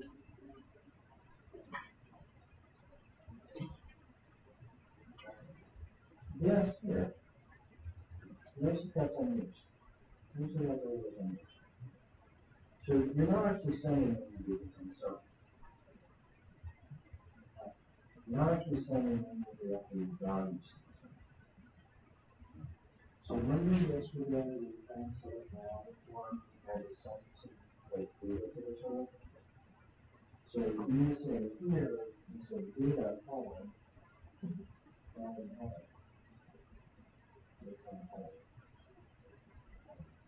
So you say like data colon, and what data do you want to send to the server? Well, it depends on the right? So new species that we just have.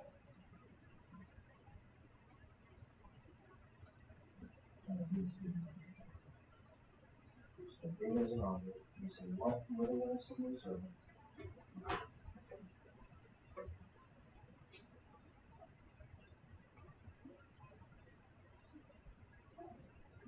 Then you get it. So now you're actually setting something. So previously you were logging and trying to log something. So you might have to take it. Because you're not doing anything. So coming back to the full number class, what we're always saying is set these things. The server says, oh, well, that's setting past yours. Right? So what you need to do instead is not pass blank, right? Just this is your hard code. And it's always so you want to say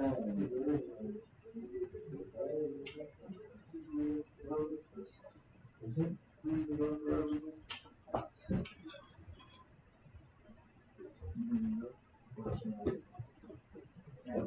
Forget about the other part. So don't do that. So forget about the other part.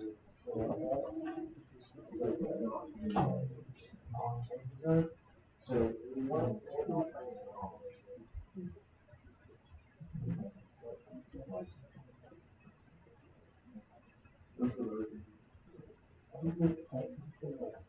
so those of you that are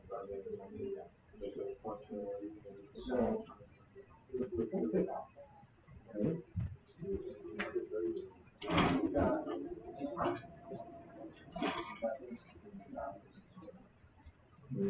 So if you want to set it down, why don't we just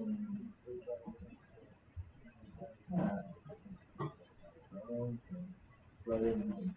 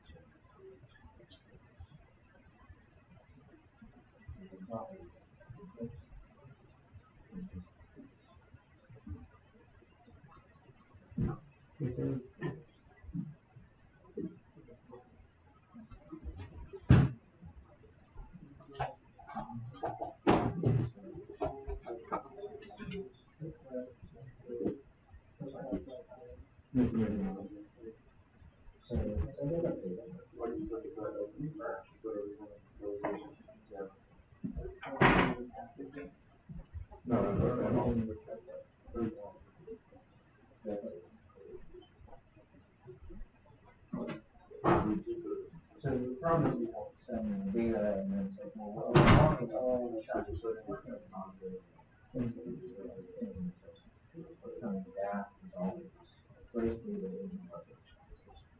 That's what we do.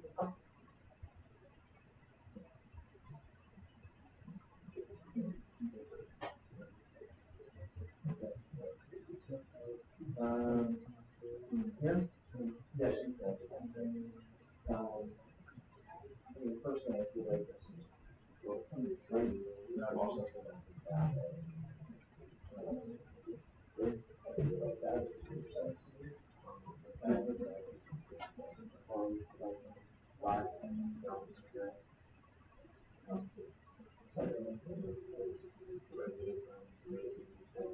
I would think that it's not a sort of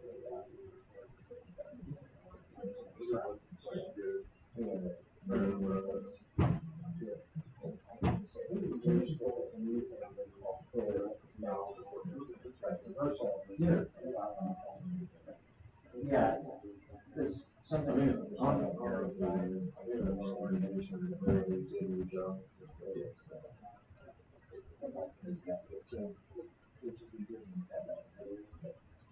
is that always works? Yeah,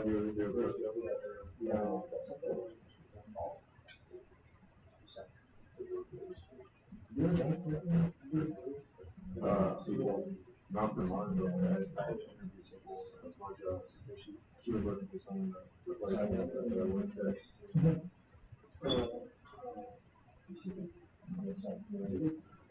It's so simple for her, like, you just go online and has like something to teach on, when you like look for for the use a file and just do something, it's like that's in all right file, take it out, and just take it over and just put it.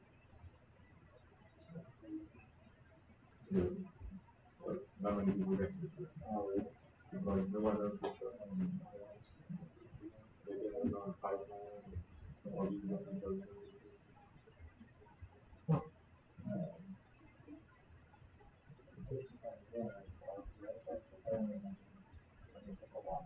Yeah, there was one, they were like trying to do Java or something, and looking up on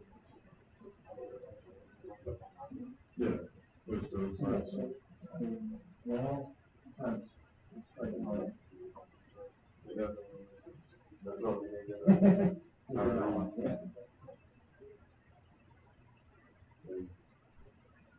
That's all, I think so. I think I'm listening more. They have like a long time.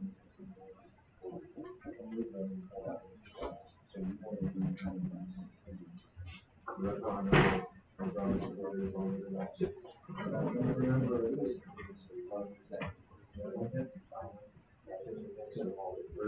I didn't really do it right now.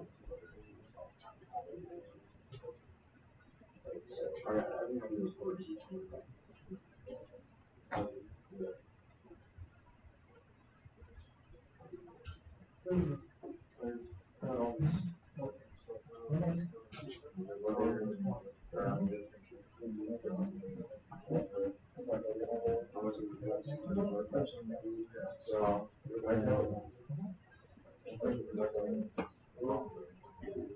So, yeah, yeah,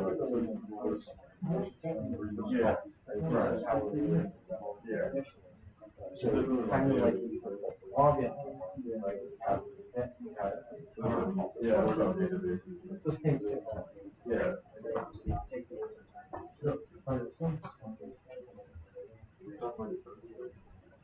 Were you talking about your friends still with databases? Or something? One of your friends did it.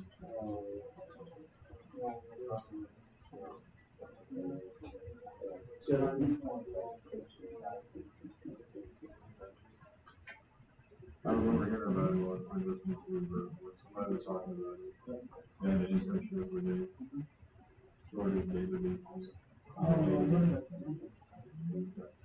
So what you're seeing I just remember I was just that's so unfortunately is just so what you have to do is give you response. So if you This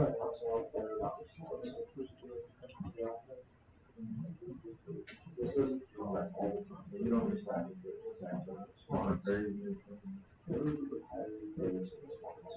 And so there's the meanwhile, so that's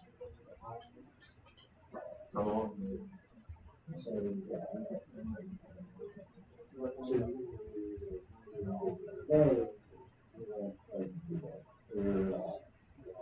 response that data because I did in there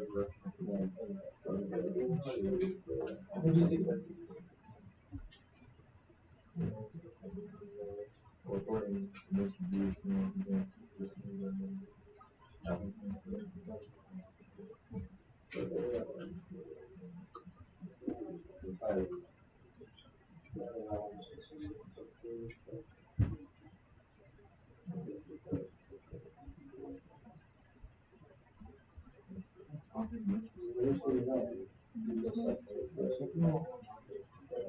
so it's just another and so so it's the same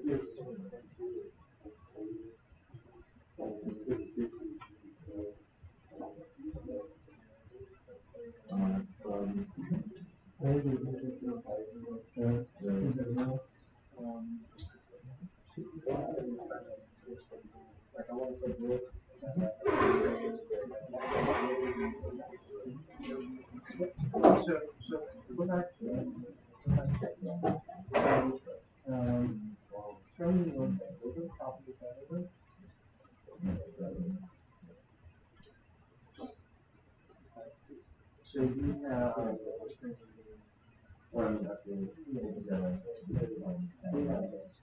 I would call it passive the safe.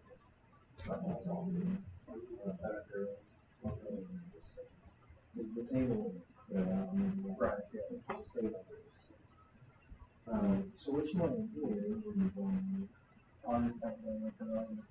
So here's the problem. Decided to right, yeah. Or the false action, right? Start out.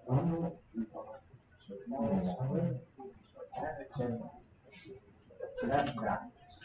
So you're saying initially it's not higher than which means it's the same as initially. You're talking first from the code, right? Initially it's not the same. And then you make it false. So then you're notes with that.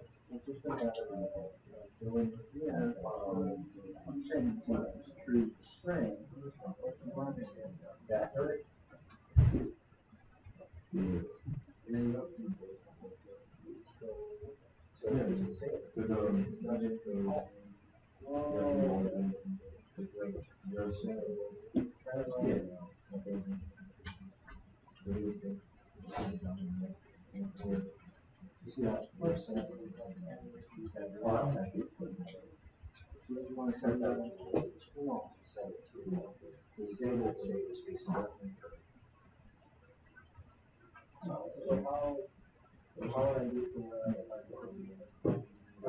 That's a good question. No, it's not hard.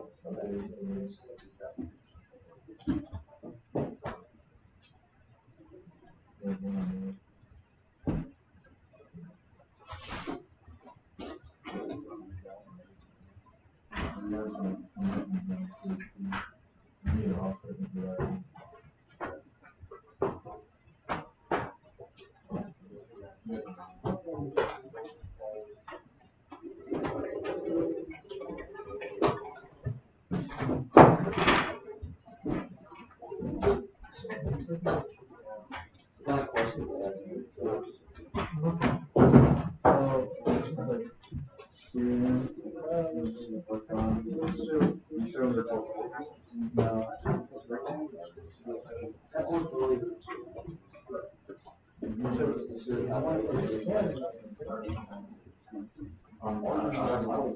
oh, what's the versatility though? Because everybody was on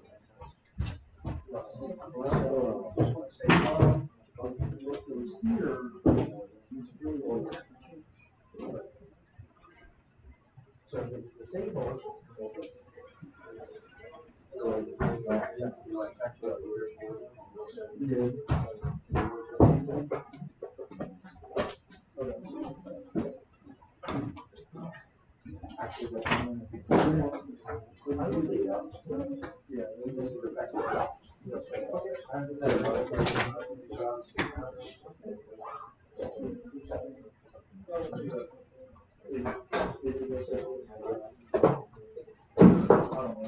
Yeah, just the thing is like,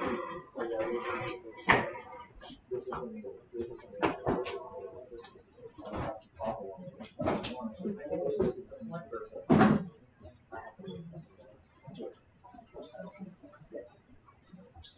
No, I'm kind of starting to get like patterns, like, you know, just to look at these. Never understand legal drive stuff. So you have to figure out, okay, this is gonna change the data, and then the data will trigger the change.